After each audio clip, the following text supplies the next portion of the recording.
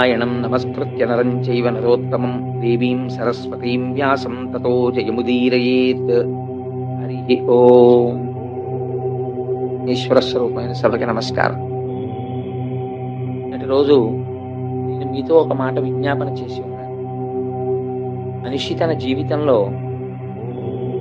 శివుని యొక్క వృత్తాంతాన్ని వినాలి. అందున భాగవతాంతర్గతంగా వినడం అనేటటువంటిది మరింత గొప్ప విషయం. ఎందుకంటే భాగవత ప్రవచనం జరుగుతూ ఉండగా వినడం అన్నది. అందున ద్వాదశి నాడు కానీ, పౌర్ణమి నాడు కానీ, అమావాస్య నాడు కానీ, దినక్షయమునందు కానీ, అసుర సంధ్య వేళ కానీ ధ్రువ చరిత్ర వినమని. మనకి ఈశ్వరానుగ్రహం వల్ల ఏమైందంటే భీష్మ ఏకాదశి పక్కన వచ్చినటువంటి ద్వాదశి నిన్నటి రోజున ఉపవసించి భీష్మ ఏకాదశి నాడు మనందరం కూడా ఈశ్వర సంబంధంతో కాలాన్ని గడిపి ఉండడం చేత సత్వగుణం ఉబికి ఉంటుంది. చేత ఈ కాలమునందు ధ్రువ చరిత్ర వినగలిగేటటువంటి భాగ్యం మనకి ఆ కృష్ణ పరమాత్మ కటాక్షించాడు. ఎన్ని జన్మల తర్వాత మనకి అదృష్టం కలిగిందో. నేను ఎందుచేత ఈ మాట అంటున్నానంటే, మామూలుగా చూసినప్పుడు ధ్రువోపాఖ్యానము తెలియని వాళ్ళు ఇక్కడ ఉన్నారు అని నేను అనుకోను. ఒకవేళ ఎవరైనా తెలియని వారు ఉండి ఉంటే ఏదో కొద్ది మంది ఉంటారు తప్ప, ధ్రువుడి కథ తెలియనటువంటి వాళ్ళు ఎక్కువ మంది ఉండరు. సుందరకాండ తెలియని వాళ్ళు ఎలా ఉండరో అలాగే ధ్రువోపాఖ్యానం, ప్రహ్లాదోపాఖ్యానం తెలియని వారు ఉండరు. అయినా కూడా ధ్రువోపాఖ్యానం మనకి తెలుసు అని మనం అనుకుంటాం, కానీ ఆ ధ్రువోపాఖ్యానంలో చాలా రహస్యాలు ఉన్నాయి. తెలుసుకోవలసినటువంటి విషయాల్ని అందులో నిక్షేపించారు. మీకు నేను ఒక మాట చెప్పాను. భాగవతాన్ని ప్రారంభం చేసే ముందు వేదము యొక్క ఉత్తర భాగమైనటువంటి జ్ఞానకాండనంతటినీ కూడా వేదవ్యాసుడు ఉపనిషత్ సారాంశాన్నంతటినీ తీసుకొచ్చి భాగవతంగా ప్రతిపాదన చేశాడు. భాగవతంగా ప్రతిపాదన చేసి ఉంటే అది కేవలము జ్ఞాన సంబంధమే, అది తత్వ సంబంధమే అయి ఉన్నది. అయినప్పుడు అందులోకి కథలు ఎలా ప్రవేశించాయి, కొన్ని విషయాలను ఎలా తీసుకొచ్చి పెట్టారు మరి అంటే, సారభూతమైనటువంటి విషయములను పిండారు వ్యాసుల వారు. ఏది వింటే మనుష్య జన్మ సార్థకత పొందిపోతుందో అటువంటి వాటన్నింటినీ తీసుకొచ్చి హారం కింద గుచ్చారు. ఇవి మీరు తెలిసి వినండి, తెలియక వినండి, కథగా వినండి, తత్వంగా వినండి, ఎలా విన్నా సరే మీకు మహోపకారం చెయ్యగలిగినటువంటి సంఘటనల్ని, అటువంటి వృత్తాంతాల్ని తీసుకొచ్చి భాగవత పురాణంలో మనకి అందించాడు మహానుభావుడు. ధ్రువ చరిత్ర ఒక ఆశ్చర్యకరమైనటువంటి సందర్భం. ఎందుచేత ఆశ్చర్యకరమైన సందర్భము అన్నది మీకు నేను ఎక్కడికక్కడ ప్రస్తావన చేసే ప్రయత్నం చేస్తాను. మీకు నేను ఒక మాట మనవి చేశాను. మైథున సృష్టి జరగడం కోసమని బ్రహ్మగారు తన శరీరంలోంచి ఒక స్త్రీ స్వరూపాన్ని, పురుష స్వరూపాన్ని సృష్టి చేశారు అని. వారే స్వయంభవమనువు, శతరూప. స్వయంభవమనువు, శతరూప వారిద్దరూ కూడా ఉద్భవించిన తరువాత సృష్టి చెయ్యమని బ్రహ్మగారు ఆదేశించారు. వారికి 3 కుమార్తెలు, 2 కుమారులు కలిగారు. ఆ 3 కుమార్తెల పేర్లు నేను మొన్నటి రోజున చెప్పి ఉన్నాను. అకూతి, దేవహూతి, ప్రసూతి. కుమారులు ప్రియవ్రతుడు, ఉత్తానపాదుడు. ప్రియవ్రతుడి యొక్క వృత్తాంతం మనకి తర్వాత వస్తుంది. ఇవాళ మనం ఉత్తానపాదుడి గురించి మాట్లాడుకుంటున్నాం. ఆ ఉత్తానపాదుడికి 2 భార్యలు. మొదటి భార్య సునీతి, రెండవ భార్య సురుచి అనబడేటటువంటి 2 భార్యలు.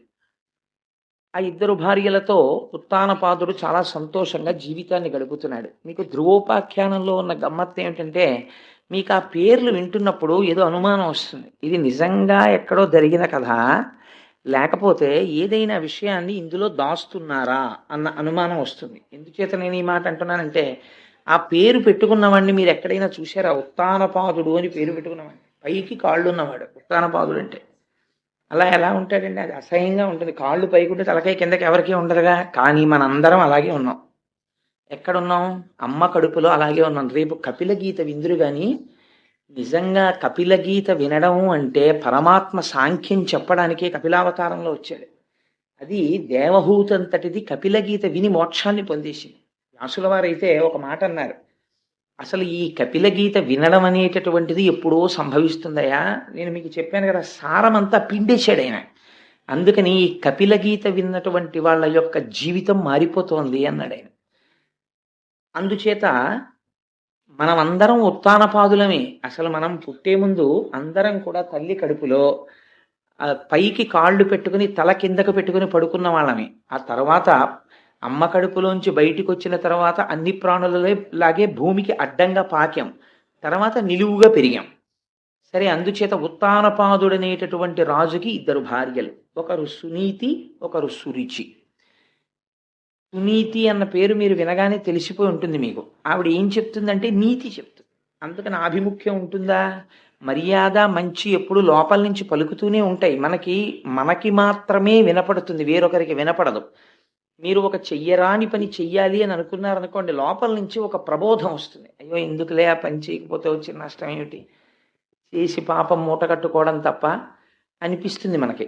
కానీ వెంటనే మాయ, అవిద్య, మనస్సు కామము వైపుకి ఈడ్చేసే ముందు చెయ్యరాని పనిని చేయిస్తుంది. ఆ ప్రబోధము యొక్క బలం ఎక్కువైపోతే అటువైపుకి తిరిగిపోతాం మనం. ఎక్కడో ఉండదు, సంఘర్షణ అంతా ఇక్కడే జరుగుతూ ఉంటుంది. అటువంటి సంఘర్షణ యందు సునీతికి ఒక కుమారుడు, సురుచికి ఒక కుమారుడు కలిగారు. సునీతికి కలిగినటువంటి కుమారుడు ధ్రువుడు, సురుచికి కలిగినటువంటి కుమారుడు ఉత్తముడు. ఇద్దరు కుమారులు కలిగారు. మీరు పేర్లు కొంచెం జాగ్రత్తగా జ్ఞాపకం పెట్టుకోవాలి. ఇలా కూర్చుని ఉండగా, ఎందుకండి ఇదంతా ఏదో చందమామ కథలాగా, ఏమిటి ఆయన భార్యలు, ఇద్దరు పిల్లలు, చెరుకో భార్యకి మాకు ఎందుకండి అల్లరంతా అసలు వారు ఇవన్నీ ఎందుకు రచించారు ఈ కథలన్నీ అని మీకు అనిపించవచ్చు. కానీ మీరు ఇందులో ప్రధానమైన విషయాన్ని నేను ధ్రువోపాఖ్యానం చెప్పే ముందు ఒకటి చెప్తాను, మీరు ఆ కోణంలో దీన్ని వినండి. సాధారణంగా ఎవరికైనా జ్ఞానం అనేటటువంటి దాని పట్ల, వైరాగ్యం అన్న దాని పట్ల మమకారం ఎప్పుడు కలుగుతుందండి? అసలు భోగం అనుభవిస్తే వైరాగ్యం అన్నమాట. భోగమే అనుభవించినటువంటి వాడికి వైరాగ్యం అన్న మాటకు అర్థం ఎక్కడుంది? పైగా పోని ఏదో కోపం వచ్చింది, కోపం వస్తే ఎటువైపు కడతాడు? కోపం వస్తే ఏదో ఇల్లు విడిచిపెట్టి పోతాడు, ఎక్కడికో అటు పోతానంటాడు, ఇటు పోతానంటాడు, అమ్మ మీద కోపం వచ్చింది, నాన్న మీద కోపం వచ్చింది అంటాడు. ఎవరి మీదో కోపంతో ఈశ్వరుడి పాదాలు అట్టుకుంటాననేవాడు ప్రపంచంలో ఉండడుగా. ఒకవేళ ఉన్నాడు అనుకోండి, అలా ఉన్నవాడికి నారదుడు ఎదురొచ్చి మాట్లాడగా, ఒకవేళ మాట్లాడాడు అనుకోండి, 5 ఏళ్ల వాడు తపస్సు చెయ్యలేడుగా, ఒకవేళ చేశాడు అనుకోండి, జన్మ జన్మాంతరములు తపస్సు చేసిన వాళ్ళకి దొరకనటువంటి శ్రీమన్నారాయణ దర్శనము అత్యంత దుర్లభమైనది దొరకదుగా, ఒకవేళ దొరికింది అనుకోండి, వాడు మోక్షాన్ని కోరకుండా ఇంకేదో కోరి శ్రీమన్నారాయణుడు వెళ్ళిపోయిన తర్వాత చేతులు పిసుక్కుని ఏడవడుగా. మరి ఇవన్నీ ఎలా జరిగాయి ధ్రువోపాఖ్యానంలో? ఎందుకు నడిపించారు వ్యాసుల వారు ఆ కథనం అంత గొప్పగా? ఈ రహస్యాన్ని మీరు ఇప్పుడు వినాలి. అది వింటే, ఆ కోణంలో వింటే ధ్రువోపాఖ్యానం ద్వాదశి నాడు వినమని ఎందుకు చెప్పారో మీకు అర్థమవుతుంది. సరే, ఆ సునీతి యొక్క కుమారుడు ధ్రువుడు, సురుచి యొక్క కుమారుడు ఉత్తముడు. రాజైనటువంటి ఉత్తానపాదుడికి భార్య అయినటువంటి సురుచి యందు ఉన్నటువంటి ప్రేమ సునీతి యందు లేదు.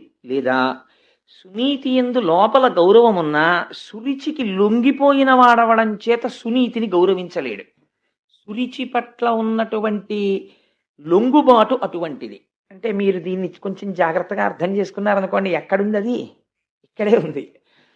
సునీతి కూడా ఇక్కడే ఉంది. సునీతి ఎప్పుడు చెప్తుంటుంది, అలాంటి పని చేయకూడదు, విన్నావు కదా భాగవతం అంతా, రామాయణం చదువుకున్నావు కదా, పెద్దల మాటలు విన్నావు కదా, ఎందుకు పాడైపోతావు, ఇలాంటి పని చెయ్యకు, కక్కుర్తి పడకు. చూసేవాడు ఒకడు ఉన్నాడు, నిన్నను చూశారు కదా సత్యనారాయణ వ్రతంలో, అక్కడే కూర్చుంటాడు, చిత్రగుప్తుడు అని రాసేస్తుంటాడు. ఎందుకు వచ్చిన అల్లరి ఇదంతా మనకి? అందుకని వద్దా, పాపకర్మ చేయకంటుంది. కానీ మనం పుట్టిన దగ్గర నుంచి సురుచికి లొంగిపోవడం మనం అలవాటైపోయాం. సురుచికి లొంగడానికి అలవాటు పడిపోయిన మనం సునీతిని భార్యగా అంగీకరించలేం. అందుకని ఆవిడ మాటకి పెద్ద విలువ ఇవ్వం. అయినా ఆవిడ కూడా ఏమంటుంటుందంటే, నేను భార్యనే అని పాపం ఏదో చెప్పడానికని తెరదాకా వస్తుంది.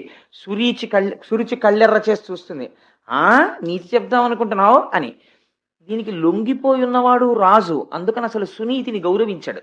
కానీ ఇద్దరు భార్యలే, ఇద్దరూ ఎప్పుడూ జీవుడి వెంటే ఉంటారు వాళ్ళిద్దరూ చిట్ట చివరి వరకు. సురుచికి లొంగినవాడు కావడం చేత సునీతి యందు ఆవిడ మాట వినే తత్వాన్ని రాజుకి లేదు. ఆవిడ్ని భార్యగా ఆదరించినవాడు కాడు. అంటే సురుచికి ఇచ్చినటువంటి స్థానం సునీతికి ఉత్తానపాదుడు ఇవ్వలేదు.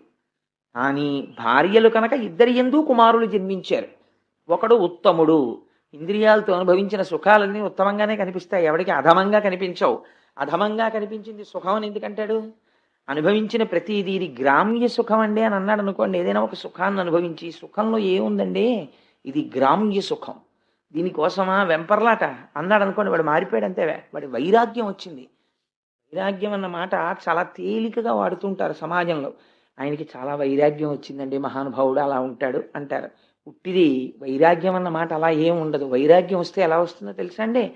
It does not come like drop by drop, it comes like flood అంటారు రామకృష్ణ పరమహంస. అది వస్తే వరదలా వస్తుంది, అంతేకాని చుక్క చుక్క చుక్క చుక్క రాదు.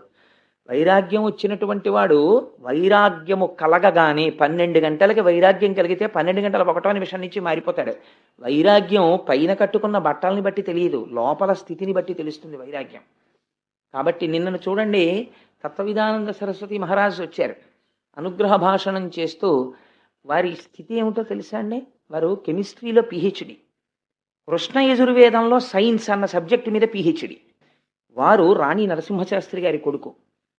వేదాంతముల యందు వారికి ప్రవేశం ఉంది. వారు ఉపనిషత్తులన్నీ చదివారు, వేదాలన్నీ చదివారు, పురాణాలన్నీ చదివారు. ఇవాళ ఆత్మతత్వమునందు నిలబడిపోయినటువంటి మహాపురుషుడు, అంత నిరాడంబరుడు. ఎవరింటికైనా పలహారం చేయడానికి వచ్చారనుకోండి, ఇలా తెరేస్తే ఒప్పుకోరైనా. బ్రహ్మము తింటోంది, బ్రహ్మమును తింటోంది, నాతో పాటు తింటున్న వాళ్ళందరూ కూడా బ్రహ్మము తింటోంది, దానికి తెర ఎందుకని అడుగుతారు. అందరికీ పెట్టారా అండి అని అడుగుతారు. అందరూ తిన్నారా అండి అని తాను కూడా అందరితో పాటు కూర్చుని తింటారు. అందరికీ అన్ని ప్రశ్నలకి జవాబులు చెప్తారు. ఎంత శుద్ధమైన నవ్వు నవ్వుతారంటే, నాకు ఆయన నవ్వు చూస్తే సుందరకాండలో సీతమ్మ తల్లి నవ్వు గుర్తొస్తుంది. అంతటి వారు నిన్ననొచ్చి అనుగ్రహ భాషణం చేయడానికి అక్కడ కూర్చుని, మీరు మర్యాద చూడండి. మనం విష్ణు సహస్రనామ స్తోత్రం చేసుకుంటున్నాం, ఆయన ఒక మాట అనొచ్చు, ఏమండి నేను అనుగ్రహ భాషణం చేసి వెళ్ళిపోయాక మీరు చేసుకుందరు కానీ పారాయణని. అయ్యో చేసుకోండి అన్నారు. అప్పటి వరకు అలా కూర్చుని, స్వామి మీరు అనుగ్రహ భాషణం చేయండి అంటే, వారి గురించి నేను చెప్పి ఉన్నాను అన్నాను, అంతే, నేనేం చెప్పలేదు నిన్న. ఆయన అన్నారు, కాలములో వచ్చి కాలములో వెళ్ళిపోయేవి, మిగిలినవన్నీ 2 మాత్రం సత్యాలు. ఒకటి, నేను దయానంద సరస్వతి మహారాజు శిష్యుణ్ణి, నన్ను తత్వవిధానంద సరస్వతి స్వామి అంటారు. ఆయన వైరాగ్యం చెప్పడానికి ఆ 2 మాటలు చాలు. ఈ జీవుడు పిహెచ్డీలు ఇవి నా వెంట వచ్చేవి కావు, కానీ నా స్వస్వరూపమును నాకు భాషింపచేసిన గురువెవరో అది సత్యం. ఆ గురువు వలన తెలుసుకున్న జ్ఞానము చేత ఈ శరీరమునకు పెట్టబడిన పేరు వదిలి తత్వమును తెలుసుకున్న తర్వాత నేను పొందిన స్థితి సత్యం. ఈ 2 సత్యాలు, మిగిలినవి కాలములో వెళ్ళిపోయేవి, వాటి గురించి ప్రమేయం. ఒక గొప్ప మాట అండి. ఎంత వైరాగ్యమన్న సముద్రంలోంచి పుట్టుకొచ్చిన ఆణిముత్యాల ఆ మాటలు, దాన్ని అనుగ్రహ భాషణం అని పిలుస్తారు. అలా లోపల వడపోత పోయగలిగిన ధీరుడైన వాడు మాట్లాడతాడే, అందుకే జ్ఞానిని ధీరాహ అని పిలుస్తారు. అందుకే నేనన్నా వారి దర్శనం సుఖబ్రహ్మ దర్శనం. ఎంత గొప్ప మాటలు చూడండి ఆ మాటలు. సో వైరాగ్యం అనేటటువంటిది చుక్క చుక్క చుక్క చుక్క చుక్క రాదు, వస్తే వరద కింద వస్తుంది అంతే, మనిషిని మార్పు తీసుకురావడానికి. అయితే మాకు ఎప్పటికీ రాదా అండి అని అనుకోక్కర్లేదు. అది ఇప్పుడు వస్తుంది అంటే ఈశ్వరానుగ్రహం, శ్రవణం జరుగుతుండాలి. అలా విగ్రహాన్ని మీరు నల్లరాతిని తీసుకెళ్లి శిల్పి దగ్గర పెట్టి, అయ్యా రేపు పొద్దుటికి వెంకటేశ్వర స్వామి వారు తయారవ్వాలండి అంటే శిల్పి అయ్యో 3 నెలలు పడుతుందండి అంటాడు. అంతేకాని పెద్ద చుట్టట్టుకొచ్చి ఢామ్ ఢామ్ కొట్టేయడు. చిన్న ఉలిని పట్టుకుని, చిన్న సుత్తిని పట్టుకుని, కన్నిరెప్ప దగ్గర నుంచి జాగ్రత్తగా దెబ్బ దెబ్బ దెబ్బ దెబ్బ దెబ్బ దెబ్బ కొట్టాలి. కొట్టిన తరువాత ఆగమం ప్రకారం శిల్పం తయారవుతుంది.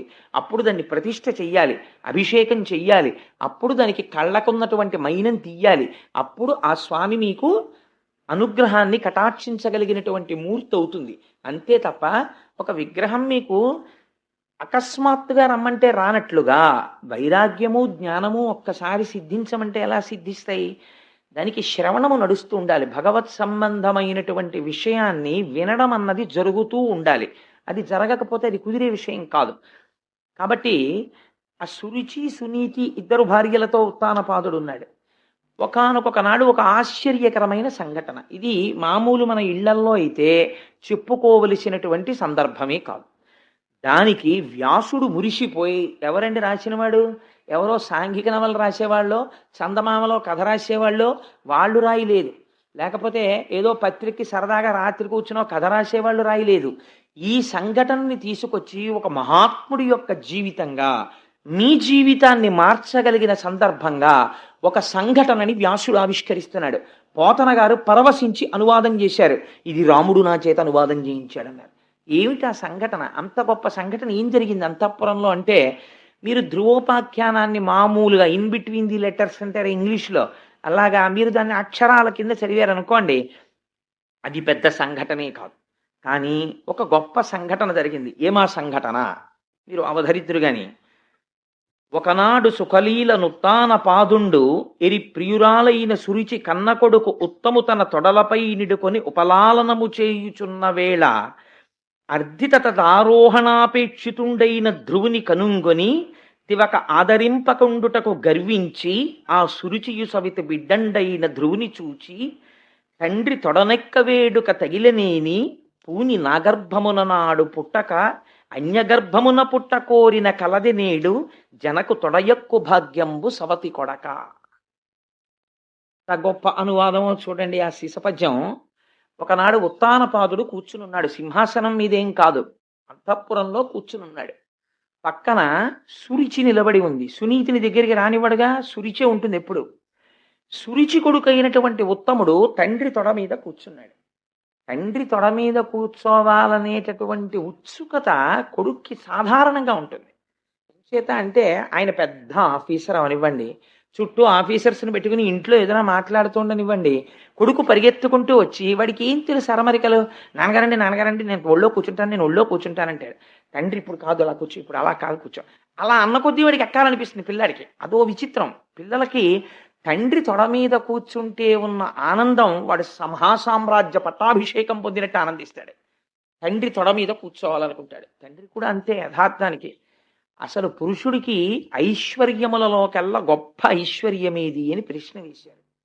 అంటే అన్ని ఐశ్వర్యములలో గొప్ప ఐశ్వర్యం ఏది అంటే పుత్రగాత్ర పరిష్వంగము.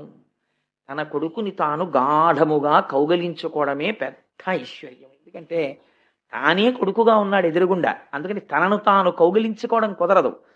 తన కొడుకుని కౌగిలించుకోవడం అంటే ఏమంటే కుమార్తె కూడా అలాగే పుట్టింది కదా అని మీరు అడగచ్చు. కానీ శాస్త్రం కన్న కూతురైనా సరే 5 సంవత్సరములు దాటిన తరువాత కూతురు నిద్రపోతుంటే తండ్రి ఆ గదిలోకి వెళ్ళడానికి నిషిద్ధం.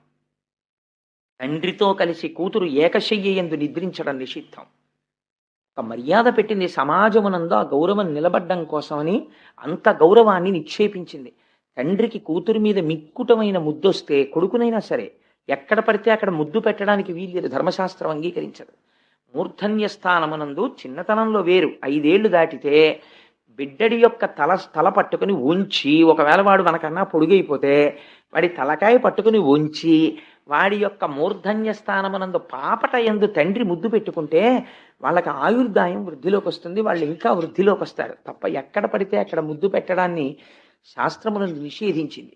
అందుచేత తండ్రి కొడుకు మీద, తండ్రి యొక్క తొడ మీద కూర్చునున్నాడు ఉత్తముడు, సురుచి కొడుకు. పాపం సునీతి కొడుకు పరుగు పరుగున వచ్చాడు. ఆయన ధ్రువుడు, ఆయనకి కూడా కోరిక కలిగింది నాన్నగారి తొడ మీద కూర్చోవాలి అని. వచ్చి నాన్నగారు నాన్నగారు నేను కూడా కూర్చుంటాను నాన్నగారు అన్నాడు. తండ్రి ఎక్కించుకోలేదు తొడ మీద. ఎందుకు ఎక్కించుకోలేదు? కొడుకు మీద ప్రేమ లేక కాదు, మీరు అది గమనించాలి. కొడుకు మీద ప్రేమ ఉంది, ఎందుకనంటే తన కొడుకే. కొడుకుల యందు భేదం ఉండదు, భార్యల యందు భేదం ఉండొచ్చు శాస్త్రంలో, అదో గమ్మత్తు. ఎందుకంటే రెండూ తన తేజస్సులే. అందుకని ఆ కొడుకు యందు ప్రేమ ఉంది, కానీ ఆ కొడుకుని ఎందుకు ఎక్కించుకోడు? సురుచి పక్కనుంది. నా కొడుక్కి సునీతి కొడుక్కి ఇద్దరినీ తొడ మీద కూర్చునే స్థానమా అంటుంది. అందుకని ఆవిడ ఉండగా కూర్చోపెట్టుకోలేడు, అందుకని ఎక్కించుకోవడానికి ఇష్టపడలేదు. కానీ జవాబు చెప్పలేదు. ఎందుకు ఎక్కించుకోడు, ఎందుకు కూర్చోపెట్టుకోడు, తన కొడుకే కదా అన్నదానికి జవాబు చెప్పలేదు. వీల్లేదని తోసేసి సురుచి వంక చూస్తున్నాడు. ఆవిడేమన్నా అనుకుంటుందేమో, ఒకవేళ సురుచి ఆ రోజున ఏమయ్యా ఫోన్లే ఏం పోయింది, పిల్లాడే కదా నీ కొడుకే కదా కూర్చోబెట్టుకోవాడిని కూడా అందనుకోండి, ఆనాడు తప్పకుండా ఉత్తానపాదుడు కూర్చోబెట్టుకున్నాడు అనుకోండి, భాగవతంలో ఈ ఆఖ్యానం లేదు, అయిపోయిందంతే అక్కడితో. ఆయన కూర్చోబెట్టుకోలేదు, సురుచి వంక చూస్తున్నాడు. మన జీవితమే. కానీ ఇక్కడ ఒక గమ్మత్తు జరిగింది. మీ జీవితం మారడానికి ఏదో ఒక సంఘటన ఆది కావాలి. మీరు ఏ సంఘటనని మీరు తీసుకోలేకపోయారు అనుకోండి ఆలంబనంగా, ఎప్పటికీ జీవితం మారదు. ఎక్కడో అక్కడ వెనక్కి తిరిగి చూడాలి. వెనక్కి తిరిగి చూస్తే ఆత్మావలోకనం అవుతుంది. మీరు అలా అవలోకనం చెయ్యకుండా కాలంతో పాటు పరిగెడితే దానికి అవలోకనం ఉండదు. కాబట్టి ఇక్కడ సురుచి వంక చూశాడు ఒకసారి. చూస్తే ఆవిడంది ఒక గమ్మత్తైన మాట అంది. ఏమందంటే తండ్రి తొడనక్క వేడుక తగిలనేని పూని నాగర్భమున నాడు పుట్టక అన్యగర్భమున పుట్ట కోరిన కలది నేడు జనకు తొడయెక్కు భాగ్యంబు సవతి కొడక. ఎంత గొప్పగా అడ్రస్ చేసిందో చూడండి. సవతి కొడక అంటే నాతో పాటుగా సవతి అయిన దాని కొడుక, నీకు తండ్రి గారి తొడ మీద కూర్చోవాలని కోరికగా ఉందా? నీకు నిజంగా తండ్రి తొడ మీద కూర్చునే అదృష్టం పొందిన వాడివైతే నా కడుపున పుట్టుండేవాడి. నీ అమ్మ కడుపున ఎందుకు పుడతావు? ఆ అమ్మ కడుపున పుట్టిన వాడికి ఈయన తొడ ఎక్కే అదృష్టం ఎక్కడుంటుంది? నా కడుపున పుట్టుంటే ఆయన తొడ ఎక్కే అదృష్టం ఉండుండేది. ఇది ఎంత హేయమైన మాట మీరు ఆలోచించండి. క్షేత్రములు రెండూ సమానం, బీజములు రెండూ సమానం. కానీ కేవలము ఆభిజాత్యముతో ఈ మాట అంటోంది. ఇప్పుడు ఎవరిని నింద చేసింది ఆవిడ? ఆవిడ ధ్రువుణ్ణి నింద చేయలేదు.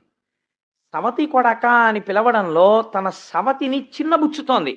ఆవిడ కడుపున పుట్టిన నీకు భార్య అయితే అయిందేమో, ఎప్పుడో ఈయన అనుగ్రహాన్ని పొందితే పొందిందేమో, కానీ ఆవిడ కడుపున పుట్టిన వాడికి ఆయన తొడ ఎలా ఎక్కుతావురా? ఆయన తొడ మీద కూర్చోవాలంటే నా కొడుకు అయి ఉండాలి అంటే తన ఆభిజాత్యాన్ని ప్రకటించుకుంది సవతితో కలిపి. ఇదే సురుచి అంటే. ఎంత అహంకారం చూడండి.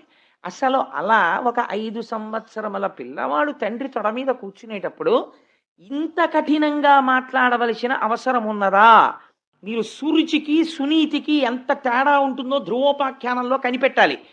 ఒక్కొక్క ఇంట్లో ఒక్కొక్క స్త్రీ మాట మాట్లాడుతుంటుంది. మీరు ఆ మాటని బట్టి ఆవిడ సురుచియో సునీతియో మీరు కనిపెట్టేయచ్చు. ఆవిడ సురుచి అనుకోండి, ఆయన నాశనం అయిపోయాడని గుర్తు. ఆవిడ సునీతి అనుకోండి, ఆయన అదృష్టం పండిపోయిందని గుర్తు. ఎందుకో తెలుసా అండి?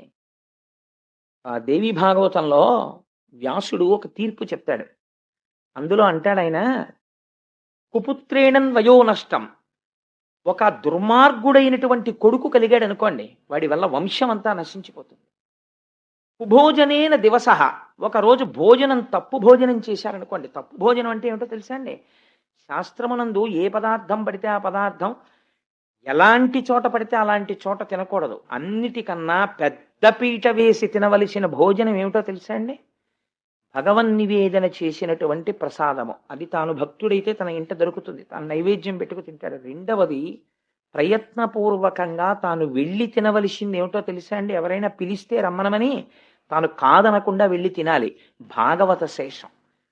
మహాభాగవతులై జ్ఞానులై పరమహంసలై నిరంతరము భగవంతుని యొక్క పాదముల యందు తిరుగాడేటటువంటి వారు ఏ ఇంటికైనా వచ్చి పదార్థమును తీసుకుని వెళ్ళిపోతే వారికి పలహారం పెట్టి పంపకూడదు. వారితో వచ్చిన వారికి కూడా పెట్టాలి. ఎందుకో తెలుసా అండి? వారు తిన్నప్పుడు ఆ రాశి యందు మిగిలినది భాగవత శేషం అవుతుంది. వారు తినగా మిగిలిన ఉచ్చిష్టము కింద లెక్క అది ఆ రోజున. అది ఆ రోజున మనం కూడా వెళ్ళి తిన్నాం అనుకోండి, ఆ భాగవతోచ్చిష్టము తినడం చేత మన మనస్సుని సంస్కరించేస్తుంది. అది భగవంతుడి వైపుకు తిప్పుతుంది. ఎందుకంటే వారు తినగా మిగిలిన పదార్థం అది. అందుకని అలాంటిది తినమని శాస్త్రం చెప్తోంది. అందుకని భాగవత శేషానికి ఎవరైనా పిలిచారనుకోండి, వారు నిజంగా భాగవతులైతే మీరు ప్రయత్నపూర్వకంగా అమ్మ తప్పకుండా వస్తానని వెళ్ళి తినాలి భాగవత శేషాన్ని. పెట్టేవారికి కూడా మర్యాద ఉండాలి. వారు వచ్చింది భాగవత శేషం కోసం వచ్చారు అన్న మర్యాదతో పెట్టాలి తప్ప చూసి చూడకుండా అలక్ష్యంతో విస్తరియందు వడ్డన జరిగి ఉండి ఉండకూడదు. సరే, అది వేరే విషయం. అందుకని నువ్వు నా తొడ మీద కూర్చోడానికి, తండ్రి తొడ మీద కూర్చోడానికి నా కడుపున పుట్టిన వాడివైతే నువ్వు ఆ భాగ్యాన్ని పొంది ఉండేవాడివి. నువ్వు సునీతి కడుపున పుట్టావు, నీకెలా దక్కుతుందా భాగ్యం? నీకు దక్కదంది. అంటే ఇప్పుడు ఆవిడ పౌరుషం ఎవరి వైపుకు వెళ్ళింది? ఎవరిని కించపరిచి మాట్లాడుతోంది? తన సవతిని కించపరిచి మాట్లాడుతోంది. అది ఒక 5 సంవత్సరముల పిల్లవాడి దగ్గర మాట్లాడవలసిన మాట కాదు. ఇది పిల్లవాడికి అర్థం అవుతుందా పోని? అయ్యో ఏంటి మా అమ్మ కడుపున పుట్టడం వల్ల నేను తొడెక్కకూడదంటుంది ఏమిటి అని వాడు ఆశ్చర్యంగా, వాడికి కారణం అర్థం కాలేదు. 5 సంవత్సరముల పిల్లవాడికి ఈ కారణం అర్థం కాక అయోమయంగా ఆవిడ వంక చూశాడు. నీ కడుపున పుట్టడం, అమ్మ కడుపున పుట్టడానికి ఎవరికైనా వాళ్ళ అమ్మ కడుపు వాళ్ళకి గొప్ప. మీరు ఇంకొకటి ఆలోచించండి. నేను ఒక తల్లి కడుపున జన్మించాను, నువ్వు ఆ తల్లి కడుపున జన్మించి ఉండకుండా ఉండవలసినది అన్నారనుకోండి, అది నా ప్రమేయమా, నా ఎన్నిక? ఈశ్వరుడైతే అలా పుడతాడు. అయినా నేను ఏ కడుపున పుట్టినా నా యొక్క నడువడి చేత ఆ కడుపు ధన్యం అవ్వాలి. అందుకే ఒక మహాపురుషుడు కనపడ్డాడు అనుకోండి, ఒక ఆయన పరమ భాగవతోత్తముడో లేకపోతే దేశ సేవ చేసిన వాడో సత్పుత్రుడో అనుకోండి, వెంటనే ఎవరిని స్మరిస్తారంటే తండ్రిని స్మరించరు ముందు. ఏ తల్లి కన్న కొడుకో, మహానుభావ మిమ్మల్ని ఏ అమ్మ కందోనండి అంటారు. తన వల్ల అమ్మ కడుపు పండుతోందా, లేకపోతే అమ్మ కడుపు ఫలానా అమ్మ కడుపున పుట్టడం వల్ల తను గొప్పవాడవుతాడా? అసలు ఆ మాట తప్పు. సురుచి చెప్పిన మాట తప్పు. కాబట్టి సురుచి చెప్పేవన్నీ అలాగే ఉంటాయి మాటలు. ఈ మాటలు మాట్లాడుతుంటే ఉత్తానపాదుడు ఊరుకున్నాడు. అందుకే పైకి కాళ్ళెట్టి కిందకి తలెట్టి పుడుతూ వెడుతూ ఉంటాడు. ఇలా సురుచికి లొంగినవాడు కాబట్టి ఎంత ధర్మాన్ని ప్రతిపాదన చేసేస్తున్నాడో చూడండి వ్యాసుడు. పైకొక్క సీసపద్యం, లోపల ఇన్ని రహస్యాలు. అందుకని ద్వాదశనాడు విని దగ్ధమైపోతుందన్నారు అజ్ఞానం. కాబట్టి ఏమైంది? అటువంటి మాట సురుచి మాట్లాడుతుంటే వింటుంటే అర్థం కాక పిల్లవాడ ఆవిడ వంక చూశాడు.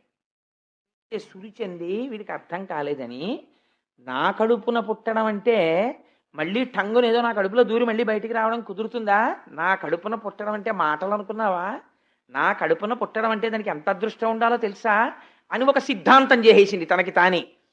ఇది అలా సిద్ధాంతం చేయడానికి తనకి యోగ్యత పాత్రత నిజంగా ఉన్నాయనుకోండి, తను మహాజ్ఞాని అనుకోండి, తాను మహాపురుషుడు అనుకోండి, ముందుండేది ఏమిటో తెలుసా అండి? అపారమైన లజ్జ ఉంటుంది, చాలా సిగ్గుగా ఉంటుంది. తనకి ఎవరో బ్రహ్మరథం పడుతున్నారు అనుకోండి, చాలా సిగ్గుపడిపోతాడు. ఎందుకంటే బాబు ఇవన్నీ నాకు అంటాడు. తత్వవిధానంద సరస్వతి మహారాజును చూడండి, మీరు ఏమైనా కొంచెం ఎక్కువ గౌరవం చేసే ప్రయత్నం చేశారనుకోండి, ఆయన సిగ్గుపడిపోతారు. అయ్యయ్యో ఎందుకంటే బాబు నాకు అవన్నీ అంటారు. గట్టిగా పువ్వులు తీసుకెళ్లి మీరు ఆయన పాదాల మీద వేస్తే ఆయన అంగీకరించరు. ఎందుకంటే అవన్నీ అలా చేయకండి అంటారు. మీరు ఇంకో 4 పూలదండలు వేస్తే ఆయన అంగీకరించరు. ఎందుకంటే అవన్నీ అలా వేసేస్తారు, అనవసరం అన్ని పూలదండలు అంటారు. 2 మాటలు ఎక్కువ పొగిడారనుకోండి, చాలా సరళంగా అవన్నీ కాలగతిలో వెళ్ళిపోయేవండి, అవన్నీ ఏంటి అంటారు. అసలు జ్ఞాపకంలోకి తెచ్చుకోరు. వాళ్ళు లజ్జతో ఉంటారు. ఎందుకనంటే ఆ మాటలు వాళ్ళని శూలం పెట్టి పొడిచినట్టు ఉంటాయి. ఎందుకురా బాబు ఈ పొగడ్తలన్నీ నాకు అన్నట్టుగా ఉంటారు వాళ్ళు. అందుకని ఆ సిగ్గుతో కూడినటువంటి స్థితి ఈశ్వరానుగ్రహం. భక్తి ఉన్న వాళ్ళకి మాత్రమే అబ్బుతుంది.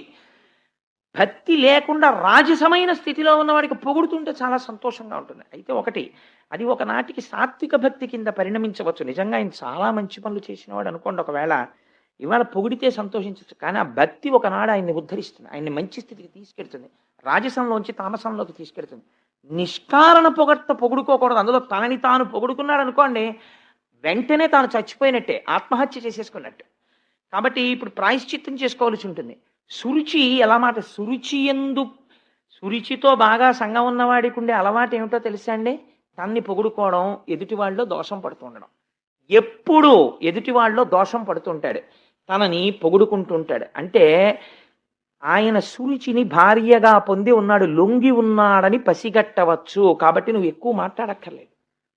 లోకం యొక్క పోకడని ఒక వృత్తాంతంలో తేల్చేస్తాడండి వ్యాసుడు. ఆయన సమర్థత అటువంటిది అని ఆవిడంది. నిజంగా నీకు ఆ నాన్నగారి తొడ మీద కూర్చోవాలని కోరిక ఉంటే నా కడుపున పుట్టి ఉండవలసింది. నా కడుపున పుట్టలేకపోయావు కదా, నా కడుపున పుట్టలేకపోయిన వాడు ఇప్పుడు మళ్ళీ తండ్రి తొడ మీద కూర్చోవాలంటే ఏ పని చేయాల్సి ఉంటుందో తెలుసా? అదిగానా నీ వదోక్షు పాద పద్మములాశ్రయింపు పాయక హరినా యుదరమున పుట్టనిచ్చును వదలక ఎట్లయిన ముదము వడసెదవనగా. మళ్ళీ నువ్వు నా కడుపులోంచి బయటికొచ్చి మీ తండ్రి తొడ మీద కూర్చోవాలంటే, నా కడుపున పుట్టేటంతటి అర్హత నువ్వు పొందాలంటే ఏం చెయ్యాలో తెలుసా? అదోక్షజుడు అంటే ఇంద్రియములకు లొంగని వాడున్నాడే, అటువంటి మహానుభావుడైనటువంటి శ్రీ మహావిష్ణువు యొక్క పాదారవింద సంసేవనం చేస్తే, ఆయన అనుగ్రహిస్తే, ఆయన అనుగ్రహించాడని గుర్తేమిటో తెలుసా? శ్రీమన్నారాయణ అనుగ్రహము కలిగితే నువ్వు నా కడుపున పుడతావు. అల్లా పుట్టాడు రా ఉత్తముడు, అందుకని తండ్రి తొడ మీద కూర్చున్నాడు. శ్రీమన్నారాయణ అనుగ్రహము నీ యందు లేదు, అందుకని నువ్వు ఎక్కడ పుట్టావు? సునీతి యందు పుట్టావు. అసలు నిజంగా అనుగ్రహం ఉంది కాబట్టి సునీతి యందు పుట్టాడు. అనుగ్రహం లేదు కాబట్టి ఉత్తముడు సురుచి యందు పుట్టాడు. ఆవిడేం చెప్తోంది? తిరగేసి చెప్తోంది. ఇది ఎవరి మాటలో తెలుసా అండి? మొత్తం సుందరకాండని తీసుకొచ్చారు ఈ తేటగీతి పద్యంలోకి. ఎవరు మాట్లాడతారు ఈ మాటలో? విహర రమస్వ భుంచ్వ భోగాన్ ధన నిచయం ప్రతిశామి మిదినించ మైలలలనే యథాసుకత్వం తైచ సమేత్తలంతు బాంధవాస్తే. రావణుడు మాట్లాడతాడు సుందరకాండలో. ఎందుకు ఈ తపస్సు, ఎందుకు ఈ ఒంటి జడ, ఎందుకు ఈ ఉపవాసాలు? హాయిగా రమించు, భోగించు, నీకు కావలసినంత డబ్బిస్తాను అని ఈశ్వరుడి వైపుకి తిరుగుతున్నటువంటి మనస్సుని భౌతికమైనటువంటి సుఖము వైపుకి తిప్పుతాడు. పైగా ఇది ఎంత అదృష్టం ఉంటే సుఖపడగలమండి. ఒక విచిత్రమైన వేదాంతం చెప్తాడు. ఇంటిలో ఐశ్వర్యం ఉండి ఏకాదశి నాడు ఉపవాసం చేశాడు. ఎందుకు చేశాడు? భగవంతుడి కోసం.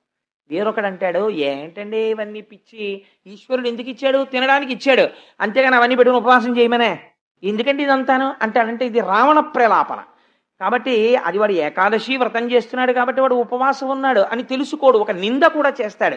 అదే రావణుడు చేస్తాడు. అదే సురుచి మాట్లాడుతుంది. ఎలా మాట్లాడుతుందో చూడండి.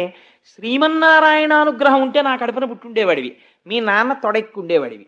నాన్న శాశ్వతమా, తొడ శాశ్వతమా, ఎక్కడం పెద్ద వైభోగమా అని ఈ మాట చెప్పి నీకు నారాయణానుగ్రహం లేదు అంటే ఇప్పుడు ఆ పిల్లాడికి ఏదో కొంత అర్థమైంది, ఏదో కొంత అర్థం కాలేదు. కానీ శ్రీమన్నారాయణానుగ్రహాన్ని పొందలేకపోవడం వల్ల నేను సునీతి కడుపున పుట్టానన్న మాట వాడికి జీర్ణం కాలేదు. అది చెప్పడానికి వాడికి భాష చాలదు. వాడు చాలా చిన్న పిల్లవాడు. అందుకని ఇప్పుడు వాడు ఏం చేస్తాడంటే, చెప్పడం చేత కాలేదనుకోండి ఆ పిల్లాడికి, వాడు చేసే పని ఏమిటంటే మొయ్యోమని ఏడుస్తాడు. కాబట్టి ఇప్పుడు వాడు ఏం చేశాడంటే, నాన్న తొడక్కనివ్వలేదు, సురుచి ఏదో మాట్లాడుతోంది, తనకు అర్థం కాలేదు, ఇది ఒక గొప్ప సంఘటన, ఇది మనకి ఒక పరమపావనమైన ఆఖ్యానాన్ని అందించబోతోంది. అందుకని వ్యాసుడి ఈ శ్లోకాన్ని తీసుకున్నాడు. ఇక్కడ నుంచి వాడు ఏడుస్తూ, ఇలా ఏడిచిన వాడు లేడురా. ఏడిచిన వాళ్ళందరూ సురుచి కోసం ఏడిచిన వాళ్లే. నాకు ఇంకా కారు లేదని ఏడిచినవాడు, నాకు ఆ భోగం లేదని ఏడిచినవాడు, ఈ భోగం లేదని ఏడిచినవాడు, ఈశ్వరుడు అన్నీ ఇచ్చినా కూడా ఏదో వెతుక్కున్నది లేదని ఏడిచినవాడు, ఉన్నాయని తృప్తిపడి ఈశ్వరుడి కోసం ఏడ్చినవాడు లేడు. ఇవాళ నారాయణానుగ్రహం నాకెందుకు లేదని ఏడుస్తూ వెళ్ళిపోతున్నాడు, చెప్పుకోవడం చేత కానివాడు. ఇది ఆశ్చర్యకరమైన సంఘటన. 5 ఏళ్ల పిల్లవాడికి ఇట్లాంటి ఆలోచన వచ్చింది. ఈ ఆలోచన రావడం గొప్పతనం. సాధారణంగా ఎవరికి రాది ఆర్తి. కాబట్టి అది వైరాగ్యమే. నాకు ఎందుకు రాదు అనుగ్రహం అని ఏడవడం, ఆ ఏడుపే వైరాగ్యం. కాబట్టి అది తెలిసి తెలియని వైరాగ్య సంపద ఏర్పడింది. కానీ దీన్ని పూర్ణ వైరాగ్యం చేసేవాడు వాడు ఉండాలి. ఇప్పుడు దాన్ని మార్గమునందుకు త్రిప్పగలిగిన వాడు ఉండాలి. వాడు ఏడుస్తూ అమ్మ దగ్గరికి వెళ్ళాడు. సునీతి మాటకి సురుచి మాటకి ఎర్రగీత గీసినంత తేడా ఉండాలి. అలా లేదనుకోండి, మీరు ఆవిడ్ని సునీతి అని పిలవడానికి వీలు కదా.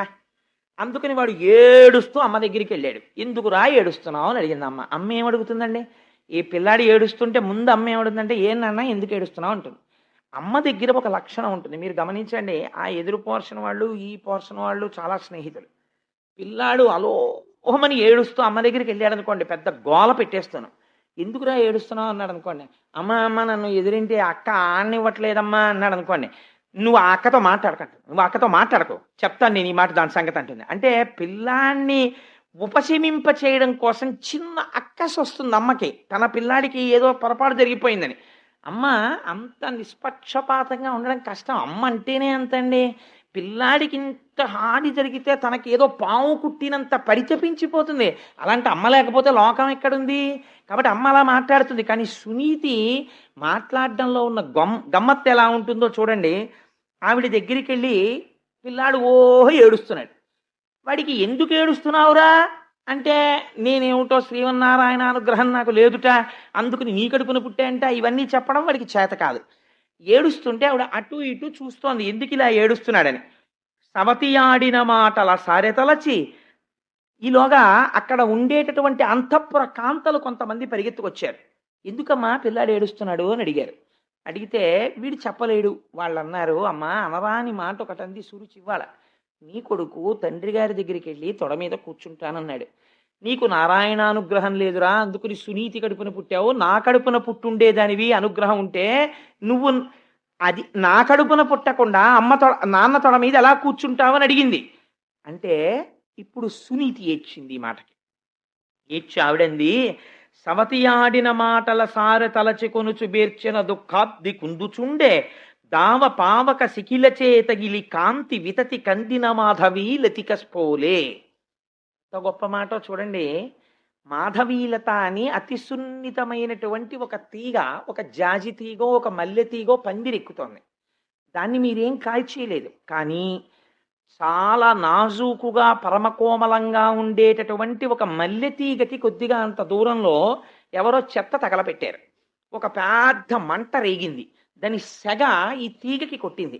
అసలే తీగ పరమ సౌకుమార్యంతో కూడినటువంటి తీగ. అక్కడ తగిలినటువంటి ఆ మంట వేడి తగిలి ఎంత ఒడిలిపోయి ఎంత ఎలా అయిపోతుందో అలా అలాగే వస్తోంది. అలా అటువైపు నుంచి వచ్చినటువంటి ఆ పొగకి, ఆ తప్తము చేయగలిగినటువంటి ఆ వేడికి పాపం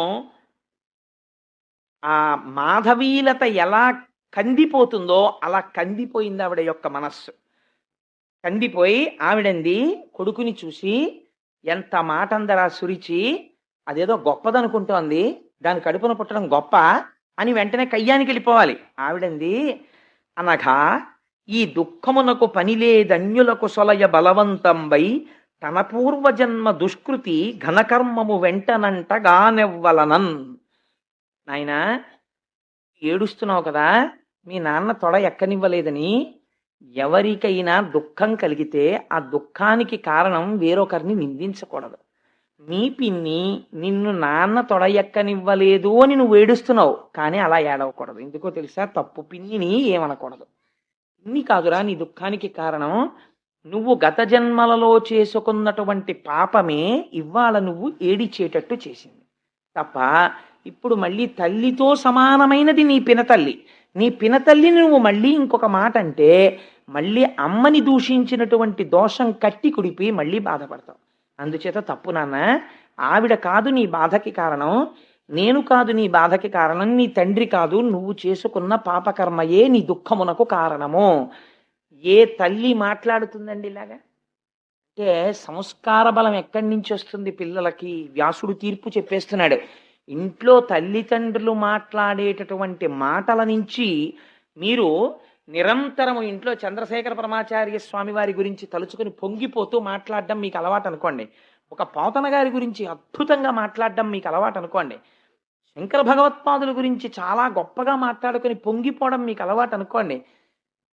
ఎవరో తెలిసి తెలియనటువంటి వాళ్ళు మీ పిల్లల దగ్గర ఏ చంద్రశేఖర పరమాచార్య స్వామి వారి వంటి వారి గురించో కొంచెం తక్కువ చేసేదో మాట్లాడారనుకోండి, ఆ పిల్లలకి ఎంత కోపం వచ్చేస్తుందంటే బొగ్గలు ఎర్రపడిపోయి, నాన్నగారండి నాన్నగారండి నేను నిజంగా ఇవాళ దెబ్బలాడేద్దాం అనుకున్నాను నాన్నగారండి, అలా అంటుంది అది స్వామివారిని, దానికి తెలియదండి చంద్రశేఖర స్వామి వారి గురించి అంటుంది. తప్పమ్మా, నువ్వు దెబ్బలాడకూడదు, నువ్వు తెలుసుకున్నావు కదా, నువ్వు వారి గొప్ప చెప్పాలి అవతల వాళ్ళకి అని తండ్రో తల్లో చెప్తారు. తల్లిదండ్రులని బట్టే పిల్లలకి సంస్కార బలం వస్తుంది. అలా రాకుండా వాడికి కుసంస్కారం వచ్చింది అనుకోండి, అది వేరు విషయం. కానీ 90% ఎవరు బాధ్యులు? తల్లిదండ్రులే బాధ్యులు. మీరు ఎక్కడ ఎలా నడిస్తే పిల్లలు అలా నడుస్తారంతే. వారి నడువడి మిమ్మల్ని అనుసరించి ఉంటుంది. ఇక వేరుగా చెప్పక్కర్లేదు. తల్లిదండ్రులు ఎలా ఉంటారో పిల్లల యొక్క నడువడి అలాగే ఉంటుంది. అందుకే 7 తరాలు అటు ఇటు చూసి పిల్లని తెచ్చుకున్నాం, లేకపోతే పిల్లాన్ని తెచ్చుకున్నాం అంటారు. ఇవ్వడానికి ఏమిటి చూస్తారు? ఆ తల్లిదండ్రుల యొక్క నడువడి ఎలా ఉంటుంది, వీళ్ళ ముందు వాళ్ళ నడువడి ఎలా ఉంటుంది, అది చూస్తారు.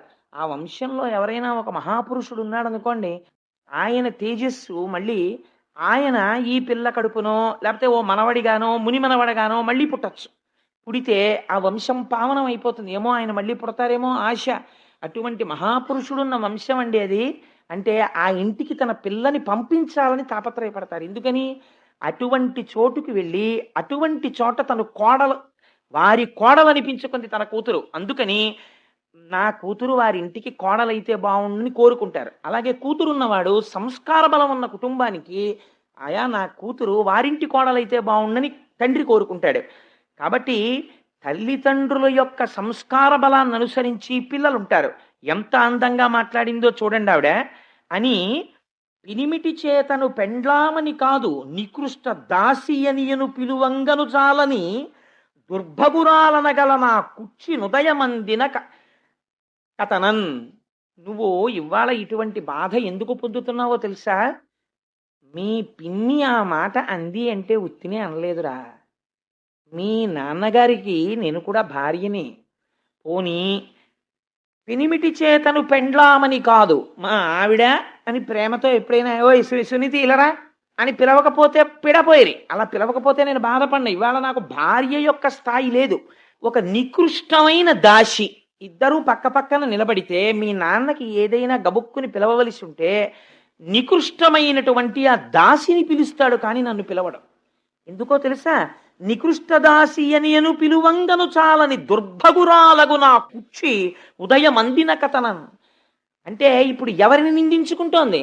నా పాపకర్మ నన్ను కట్టి కుడుపుతోంది. మీ నాన్న చేత సురిచి పొందినటువంటి అదృష్టాన్ని నేను పొందలేకపోయాను. నేను పొందలేని కారణం వల్ల నువ్వు పొందలేకపోయావు. తప్పించి నా దురదృష్టం రా. మీ నాన్నగారు ఒక భార్య పట్ల అలా, ఒక భార్య పట్ల ఇలా ఉన్నారు అంటే అది నా దురదృష్టం. నా దురదృష్టం నిన్ను కూడా వెంటాడుతోంది నా కడుపున పుట్టడం వల్ల. తప్ప ఆవిడ ఒక్కరిని ఒక్క మాట అనలేదు. తన యందు దోషం ఆరోపించుకుని మాట్లాడింది. ఇలా మాట్లాడగలగడానికి, ఇంత సంస్కారయుతంగా ఉండడానికి చాలా కష్టం అండి. అవి ఏదో నేర్చుకుందామంటే వచ్చే మాటలు కావు. A situation of crisis reveals your character అంటారు. మామూలుగా నడువడి అందరూ నడుస్తారు. ఇప్పుడు సంధ్యావందనం చెయ్యాలండి ప్రతిరోజు అన్నాం అనుకోండి, ఇంట్లో ఉన్నన్నాళ్ళు హాయిగా సంధ్యావందనం ప్రతివాడు చేస్తాడు. ఏదో ఎక్కడో ఏదో ఊరు వెళ్ళాడు, ఆ ఊళ్ళో ఏదో కాటేజీలో ఉన్నాడు. అప్పుడు సంధ్యావందనం చేయవలసి వచ్చింది అనుకోండి, సంధ్యావందనం ఇవాళ చేయకపోతే ఏమండి అని ఏదో తప్పనిసరి పరిస్థితుల్లో ప్రాయశ్చిత్త శ్లోకం చదివాడు, సరే. అన్నీ అనుకూలంగా ఉన్నప్పుడు ధర్మ నిర్వహణ గొప్పే ఉందండి. ఏది అనుకూలం కానప్పుడు ధర్మం నిర్వహిస్తే గొప్ప. రామచంద్రమూర్తికి అన్నీ కలిసి రాలేదు. ఆయనకి ఎన్ని కష్టాలు పడ్డాడో, ఎన్ని కష్టాలు పడ్డా ధర్మాన్ని మాత్రం ఆయన వదిలిపెట్టలేదు. ధర్మాన్ని వదిలిపెట్టకుండా ఉండడం గొప్ప. అందుకని నీ శీలము పైకి ఎప్పుడు వస్తుంది అంటే, ఒక ఉద్విగ్నమైనటువంటి సంఘటన జరిగినప్పుడు ఎవరి శీలం ఏమిటో పైకి వచ్చేస్తుంది. అప్పుడు మీరు మాట్లాడే మాటలని బట్టి, ఒక సంఘటన యందు మీ ప్రవర్తనని బట్టి, మీరు భక్తులో, మీకు శాస్త్ర ప్రావీణ్యం ఉన్నదో, మీరు నేర్చుకున్నది మీరు నడువడిలో పెట్టినవారో కాదో తేల్చేస్తుంది, బయట పెట్టేస్తుంది ఆ సంఘటన. ఇప్పుడు ఈ సంఘటన ఎంతమందిని బయట పెడుతోందో చూడండి. ఒక్క సంఘటన ఉత్తానపాదుడి బలహీనతని బయటపెట్టింది, సురుచి అహంకారాన్ని బయటపెట్టింది, సునీతి శీలాన్ని బయటపెట్టింది, ధ్రువుడి మనస్సులో ఏర్పడబోతున్నటువంటి ఒక కొత్త కోరికని బయటపెడుతోంది. ఇన్ని విషయములకు ఆధారభూతమైన ఒక సంఘటనని ఎత్తుకుంటున్నాడు వ్యాసుడు. ఎంత గమ్మత్తైనటువంటి విషయం అండి నిజంగా. వ్యాస భగవానుడికి మనం ఎన్నిసార్లు జోదలు చేయాలి మహానుభావుడికి అని ఆవిడంది. నాన్న ఎందుకురా బెంగ పెట్టుకుంటావు? విను, ఆడిన ఆ సురుచి వచనములు సత్యంబులు గను, సర్వశరణ్యుండనగల హరిచరణంబులు కను, జనకుని అంకమెక్కగా తలతేనిన్. సురుచి ఏం చెప్పిందో అది పరమ యథార్థం. నిజంగా నీ తండ్రి యొక్క తొడ ఎక్కి కూర్చోవాలన్న కోరిక నీకుంటే, మీ తండ్రి మనస్సుని మళ్ళీ అలా మార్చగలిగిన వాడెవరో తెలుసా? సురుచిని తొక్కి పెట్టి సునీతిని పక్కకి తెచ్చుకోగలగాలి. ఇది నీ అంత నీకు సాధ్యం కాదు. ఈశ్వర పాదాలు పట్టుకోవాలి. పట్టుకుంటే సురుచిని తిరస్కరించగలవు, సునీతికి పెద్దపీట వేయగలవు, ఆత్మధర్మాన్ని భక్తితత్వాన్ని ఒప్పుకోగలవు, నీ ధర్మమునందు నువ్వు నిలబడగలవు, సురుచిని త్రోసిరాదనగలవు. నాకు అక్కర్లేదు ఈ భౌతిక సుఖాలని, ధర్మ విరుద్ధమైనటువంటి సుఖమునందు మమకారమును విడిచిపెట్టగలవు. అలా విడిచిపెట్టడానికి ఈశ్వరానుగ్రహం ఉండాలి. అందుకని ఏది సురుచి చెప్పిందో అది యథార్థం. నీకు నిజంగా నీ తండ్రి అంకం ఎక్కాలన్న కోరికుంటే నువ్వు శ్రీమన్నారాయణ పాదారవింద సంసేవనము చెయ్యగలగాలి. ఇలా ఏడవడం కాదురా, ఆయన గురించి ఏడవగలవా? ఏడిచాడు మీ తాత మహానుభావుడు స్వయంభవమనువు. అఖండమైన రాజ్యం ఇచ్చాడు చిత్రముఖ బ్రహ్మగారు. మొట్టమొదట ఏది భూమండలం అని అడిగాడు స్వయంభవమనువు. హిరణ్యావత మహానుభావుడు ఆదివరాహమూర్తి అయ్యి వచ్చి యజ్ఞవరాహమూర్తి భూమిని పైకెత్తి మీ తాతకిచ్చాడు స్వయంభవమనువుకి. వరాహావతారం అంటే ఎంత గొప్పదో తెలుసా అండి? ఒక చోట ఒక మాట చెప్తారు. పోతనామాచ్యుల వారు ఆంధ్రీకరిస్తున్నారు భాగవతాన్ని. ఒక రాజుగారు అడిగారు, నాకు ఆ భాగవతాన్ని ఇమ్మని. అడిగితే పోతన గారు ఇవ్వనన్నారు ఎవ్వరికి. ఈ మనుజేశ్వరాధములకిచ్చి పురమ్ములు వాహనమ్ములు సొమ్ములు కొన్ని పుచ్చుకొని సొక్కి శరీరము బాసి కాలుచే సొమ్మెట వాటులంబడక సమ్మతి శ్రీహరికిచ్చే చెప్పే ఈ బొమ్మెల పోతనాచ్యుడొకడు భాగవతంబు జగద్ధితంబు గన్నని చెప్పుకున్నాడు. ఆయన ఒప్పుకోలేదు అంకితం ఇవ్వడానికి. ఆయనకి ఏం కానుకలు గుచ్చుకోట, ఆయనకి మమకారం లేదుట, ఈశ్వరుడి పాదాలు పట్టుకున్నవాట అని తెలుసుకుని ఆ రాజు వేటమిషతో వచ్చి భటుల్ని పంపాడు. పోతన గారిని తీసుకురండి నా దగ్గరికి. ఆ భటులు వెళ్ళారు. వెళ్ళేసరికి పోతన గారు, ఆయనకి ఏముందంటే ఒక చిన్న పూరిపాక అంతే, ఆ పూరిపాకలో కూర్చొని భాగవతాన్ని ఆంధ్రీకరిస్తున్నారు. ఈ భటులు లోపలికి ఎడదామని చూశారు. వెళ్ళేటప్పటికి ఒక అడవి పంది పడుకునుంది పర్ణశాల ముందు, ఆ కుటీరం ముందు. అది వీళ్ళని చూసి పైకి లేచి గుర్ర నరిచింది. ఇటువంటి అడవి పందిని మనం ఎన్నడూ చూడలేదని భటులు పారిపోయారు.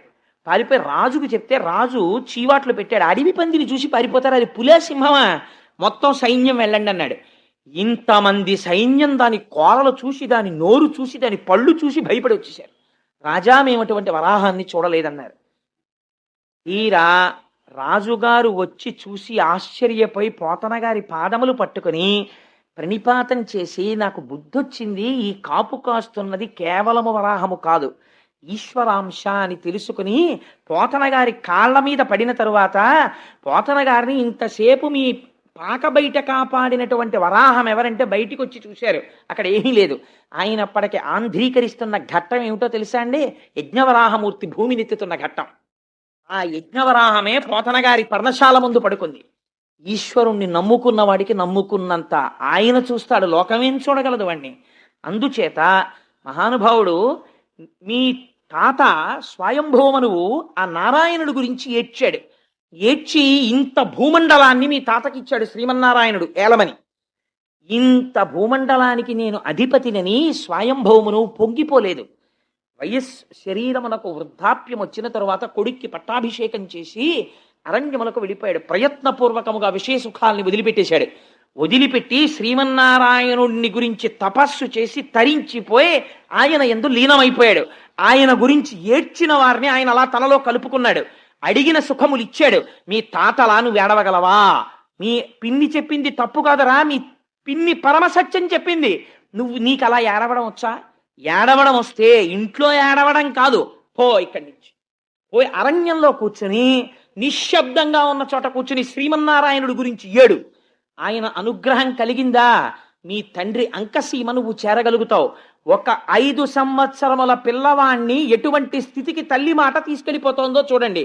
ఏ పిల్లడినైనా తల్లి మాట తీసుకుని వెళ్ళగలదు. అమ్మ ఇలా పెరుగన్నపు ముద్ద నోట్లో పెడుతూ చెప్పిన మాటలే ఆ పిల్లవాడి శీలాన్ని తీర్చిదిద్దుతాయి. అబ్దుల్ కలాం గారు ప్రిఫేస్ రాసుకుని ఒక మాట అంటాడు, అమ్మా, I wait for that day of the final judgement to reach your lotus feet once again. అమ్మా, వచ్చి నీ పాద కమలములయందు చేరిపోయేటటువంటి మహామృత్యువు గురించి నిరీక్షిస్తున్నానన్నాడు మహానుభావుడు. అమ్మా, నాడు ఆకలితో నేను పరిగెత్తుకొస్తే నేను నేల మీద కూర్చుని అమ్మా ఆకలేస్తోందంటే నువ్వు కంచంలోంచి అన్నపు ముద్ద కలిపి నా నోటిలో పెట్టి నాకు నువ్వు అందించిన సంస్కార బలం రోజుకి దేశం గురించి 18 గంటలు అలమటించి 6 గంటలు నిద్రపోవడంలో పెళ్లి చేసుకోవాలన్న స్పృహ మరిచిపోయేటట్టు చేసింది ఆయన. అటువంటి మహర్షి అబ్దుల్ కలాం అంటే. అటువంటి రాష్ట్రపతి పాలిస్తున్న దేశంలో నేను ఉన్నందుకు గర్వపడుతుంటాను నేను. అటువంటి మహాపురుషుడు, ఋషి కాడండి కలాం గారు. అటువంటి వాడు వింగ్స్ ఆఫ్ ఫైర్కి ప్రిఫేస్ రాస్తూ ఒక మాట అన్నాడు, అమ్మా, నువ్వు పెట్టిన అన్నం నన్ను ఈ స్థితికి తెచ్చింది. మళ్ళీ నేను ఎన్నడూ నీ పాదములకు చేరిపోతానో, ఎప్పుడొచ్చి నీ పాదములకు నమస్కరిస్తానో అని ఫైనల్ జడ్జిమెంట్ డే కోసం వెయిట్ చేస్తున్నానమ్మా అన్నాడు. పోతన గారు వాడారు ఆ మాట. మహామృత్యు కాలంబునన్ అజామిలోపాఖ్యానం విందురు గాని ఎలా ఉంటుందో అసలు ఆ నామం అంటే ఏమిటో విందురు గాని. సరే, అది వేరు విషయం. ఎలాగో వచ్చేస్తున్నాయి కదా, పప్పు కూర పచ్చడి అన్ని తర్వాత గరిట్లో అన్ని పట్టుకుని సిద్ధంగా ఉన్నారు. దాని తర్వాత ఒకటి ఎలాగో వడ్డించేస్తారు. సరే, అందుచేత ఈ మాట చెప్పింది తల్లి.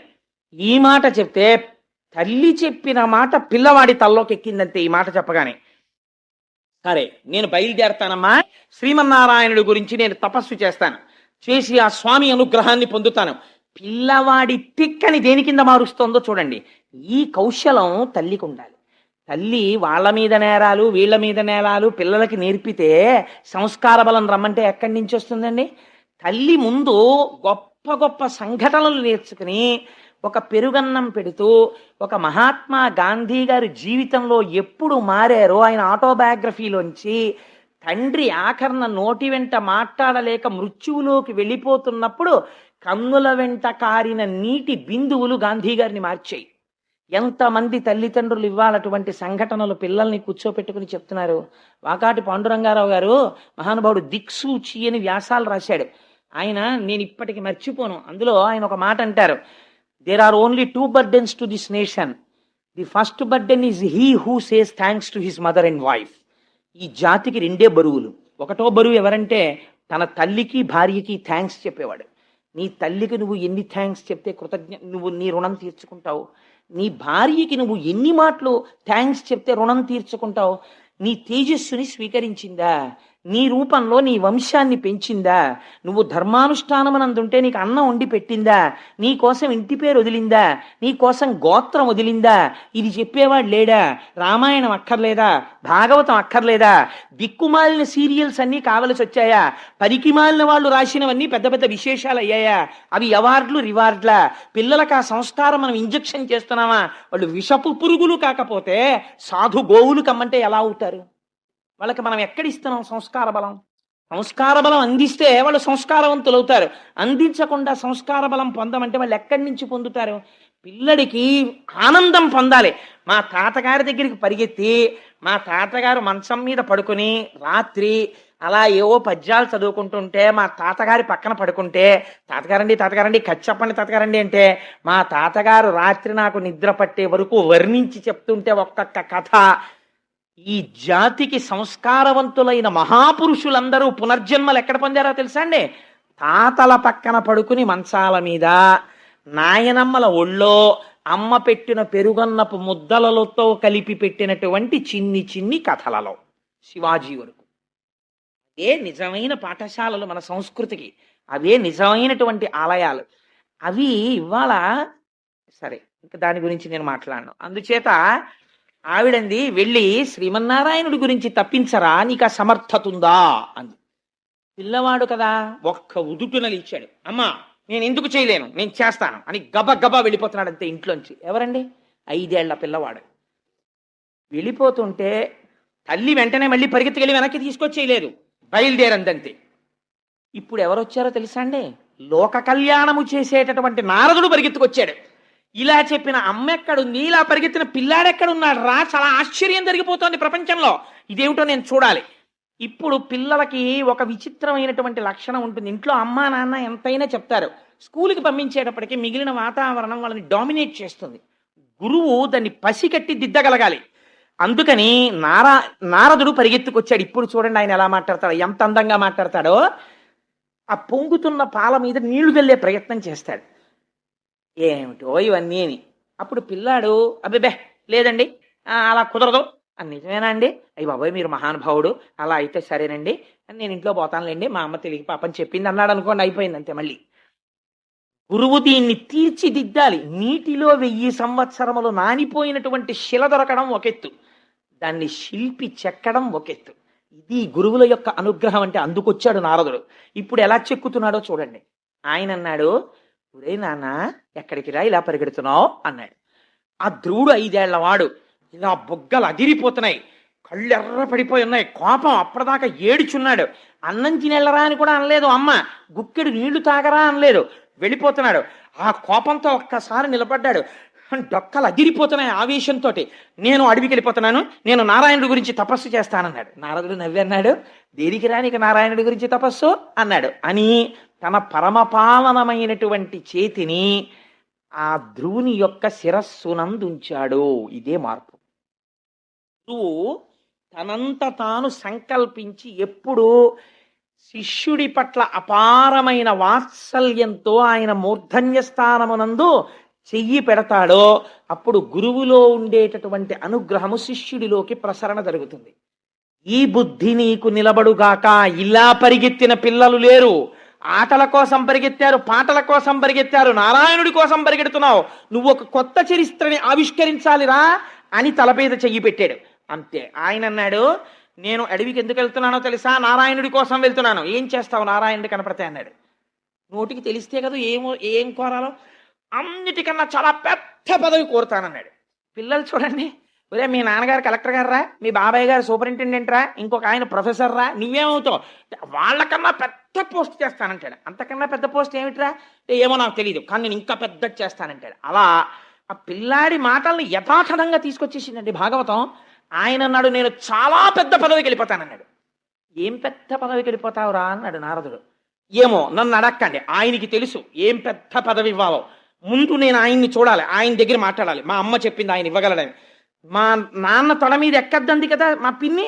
నేను ఇప్పుడు ఆయన గురించి తపస్సు చేస్తాను, ఆయన వస్తారు. వచ్చింది ఇది నమ్మకం. మా ఇంట్లో ఉన్న విగ్రహం విగ్రహం అంటే ఎక్కడ కనపడతాడండి? ఈశ్వరుడు ఉన్నాడు ఎందుకు కనపడాడు అన్నవాడికి కనపడతాడు, కదిలిపోతాడంతే పరమాత్మ. కనపడతాడు, ఆయన వస్తాడు, నేను ఆయన గురించి కూర్చుంటాను, ఆయన గురించి నామని చెప్పుకుంటాను, వస్తాడు. ఏం తెలుసు వీడికి?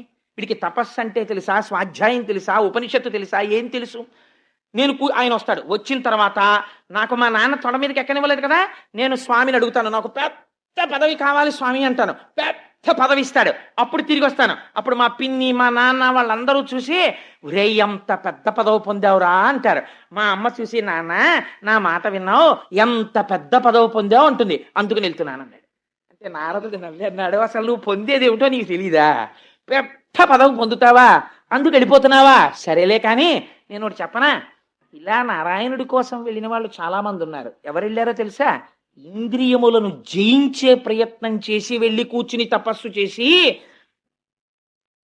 రాత్రింబవళ్ళు బొటనవేలు మీద నిలబడి తపస్సు చేసిన వాళ్ళకి శ్రీమన్నారాయణ దర్శనం అవ్వలేదు.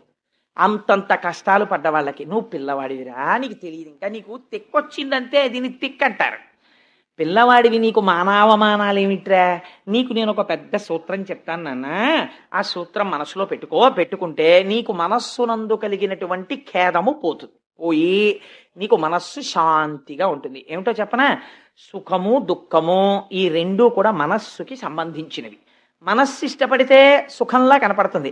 ఆయనకి బాగా స్నేహితుడు, ఆయన ఏదైనా పరిహాసం ఆడుతూ మీరు ఎప్పుడు ఇంతేనండి అని ఏమన్నా అన్నాడు అనుకోండి, అంటే చాలా సంతోషంగా ఉంటుంది. ఎందుకంటే మంచి స్నేహితుడు అంటున్నాడు, ఒప్పుకుంటాడు. అది ఇష్టం లేనివాడు అన్నాడు అనుకోండి, చాలా కోపం వచ్చేస్తుంది. ఎందుకంటే ప్రధానం ఆయన అంటే ఇష్టం లేదు. సుఖ దుఃఖములకు కారణము మనస్సు. కాబట్టి ఇవి రెండు ద్వంద్వములు. ఆ రెండింటినీ సమానంగా తీసుకున్నావు అనుకో, భగవంతుడి పాదాలు పట్టుకుని నువ్వు వివేక బుద్ధి కలిగిన వాడవు అని పెద్దలు అంటారు. చాలు, అంతకన్నా నీకేం పెద్ద విషయాలు అక్కర్లేదు. ఇప్పుడు నీకు నేను ఒక 3 సూత్రాలు చెప్తాను, బాగా గుర్తుపెట్టుకో. నీకన్నా చాలా గౌరవింపదగిలినటువంటి పెద్దలు కనపడ్డారనుకో, నువ్వు వాళ్ళని గౌరవించి నమస్కరించు, ఆదరించు, సంతోషించు. వారు పెద్దలు కనపడితే, నీకన్నా ఈశ్వర విభూతి ఎక్కువ ఉన్నవాళ్ళు కనపడితే వాళ్ళని చూసి అసూయ పడకెప్పుడు. ఈశ్వర, వాళ్ళు ఎంత తపస్సు చేశారో, నాకన్నా ఎక్కువ విభూతిని వారు పొంది ఉన్నారు అని సంతోషంతో ఆయన విభూతి ఎక్కువ ఉన్నవారిగా చూసి సంతసించి నమస్కరించు. నీతో సమానమైన విభూతి ఉన్నవారైతే మేమిద్దరం సమానంగా పొందామని మిత్రత్వం చెయ్యి. నీకన్నా తక్కువ విభూతి ఉన్నవాళ్ళు కనిపిస్తే, ఈశ్వర వీళ్ళు కూడా పైకి రావాలని కోరుకుని కారుణ్యంతో ప్రవర్తించు. ఈ 3 గుర్తుపెట్టుకున్నావు అనుకో, చక్కగా వృద్ధిలోకి వస్తావు. ఏనన్నా ఇంట్లోకి పోవాలి. నిజంగా నారదుడు ఎంత అందంగా మాట్లాడాడో చూడండి. నిరుత్సాహపరిచాడా? నిరుత్సాహపరచలేదు. పోని నిజంగా ఇంట్లోకి వెళ్ళిపోయాడు అనుకోండి, ధ్రువుడు పాడైపోతాడా? పాడైపోడు. గురువు ఎలా మాట్లాడాలో అలా మాట్లాడాడు. మళ్ళీ ఇంకొంచెం సోపానములు ఎక్కించేటట్టే మాట్లాడాడు. కానీ ఇప్పుడు ఆ పిల్లాడు నిలబడిపోయాడు అనుకోండి, ఇప్పుడు నారదుడు ఆశీర్వదించాలి. ఆయన స్పర్శ ఎక్కడికి పోతుంది? ఆ పిల్లాడు అన్నాడు, మీరు చెప్పిన మాటలు వినడానికి ఏమిటో చాలా సొంపుగా ఉన్నాయి కానండి, నేను పుట్టుక చేత క్షత్రియుణ్ణి కదా, రాజుల ఇంట్లో పుట్టాను కదా, నాకు కొంచెం పౌరుషం ఎక్కువండోయ్. మా పిన్ని నన్నంత మాట అంది, ఇక్కడ అయింది గాయం. నాకు ఇప్పుడు ఈ గాయం పోవాలంటే ఒకే ఒక రసాయనంతో పోతుంది, దీనికి బయట మందు లేదు. ఇంకా శ్రీమన్నారాయణ సందర్శనం అనేటటువంటి రసాయనమే మా పిన్ని మాటలనేటటువంటి ఈ లోపల కలిగినటువంటి వ్రణమును మాన్పగలదు. అందుకని కనపడతాడా కనపడడా, నేను పొందగలనా పొందలేనా వదిలిబారైంది, నాకు బెంగలేదు. నేను వెళ్ళి శ్రీమన్నారాయణుడి దర్శనం అవ్వడానికి తపస్సు చేస్తానంతే, నేను వెళ్ళిపోతున్నానన్నాడు. వీడికి ఎక్కడికి వెళ్ళాలో తెలియదు, తపస్సు అంటే ఏం చెయ్యాలో తెలియదు, ఎలా కూర్చోవాలో తెలియదు, ఏమీ తెలియదు, వెళ్ళిపోతున్నాడు. ఈ పట్టుదలని గుర్తించాడు. ఇది గురువు అంటే. పట్టుదలని గుర్తించి ఆ పట్టుదలని మార్గం వైపుకి నడుపుతాడు. పట్టుదల ప్రతివాడికి ఉంటుంది, దానికి మార్గమును ఏర్పాటు చెయ్యాలి, ఏర్పాటు చేసి అటు వైపుకి తిప్పాలి. అలా తిప్పినవాడు గురువు అండి. అలా గుర్తుపట్టలేకపోతే ఇంకా ఆయన గురువు ఏమిటి? ఆయన గురువు కాడు. తన శిష్యులలో ఎవడు ఏ స్థాయిలో ఎటువైపుకు వెళ్ళాలని ఆర్తి పొందుతున్నాడో గుర్తుపట్టి అటువైపుకి మార్గాన్ని సుగమం చెయ్యాలి గురువు. అలా మాట్లాడాలి. ఎంత గొప్పగా ఇప్పుడు చెప్పాడు నారదుడు. ఆయన అన్నాడు, వర యమునా నది తటమున హరి సాన్నిధ్యంబు శుచియు అతి పుణ్యమునై పరగిన మధువనమునకును సరస గుణాచనము మేలు సమకురు ఎచటన్. నాయనా, సరసగుణ నువ్వు చనుము, వెళ్ళు. ఎక్కడికెడతావో తెలుసా? యమునా నది తటమున, యమునా నది యొక్క ఒడ్డున హరి సాన్నిధ్యంబు శుచియు, నిరంతరము శ్రీమన్నారాయణుని యొక్క పాద స్పర్శ కలిగినటువంటి ఒక గొప్ప వనమున్నది. ఆ వనమునకు మధువనమని పేరు. అది అతి పుణ్యమైనటువంటి వనము. నువ్వు ఆ వనమునకు వెళ్ళి అక్కడ స్వస్తికాసనమో పద్మాసనమో నీకు ఏ ఆసనం వచ్చో ఆ ఆసనము వేసుకుని కూర్చో. శుచి అయి స్నానం చేసి యమునా నదిలో స్నానం చేసి ఆచమనం చేసి కూర్చున్న తర్వాత నీ మనస్సుని ముందు నిగ్రహించు. కోపంలో ఉంది కదా, పిన్ని వైపే ఉంటుంది నీ మనస్సు. అలా ఉంటే శ్రీమన్నారాయణ దర్శనం ఎలా అవుతుంది? ఇప్పుడు నీ పిన్ని మీద ఉండకూడదు మనస్సు.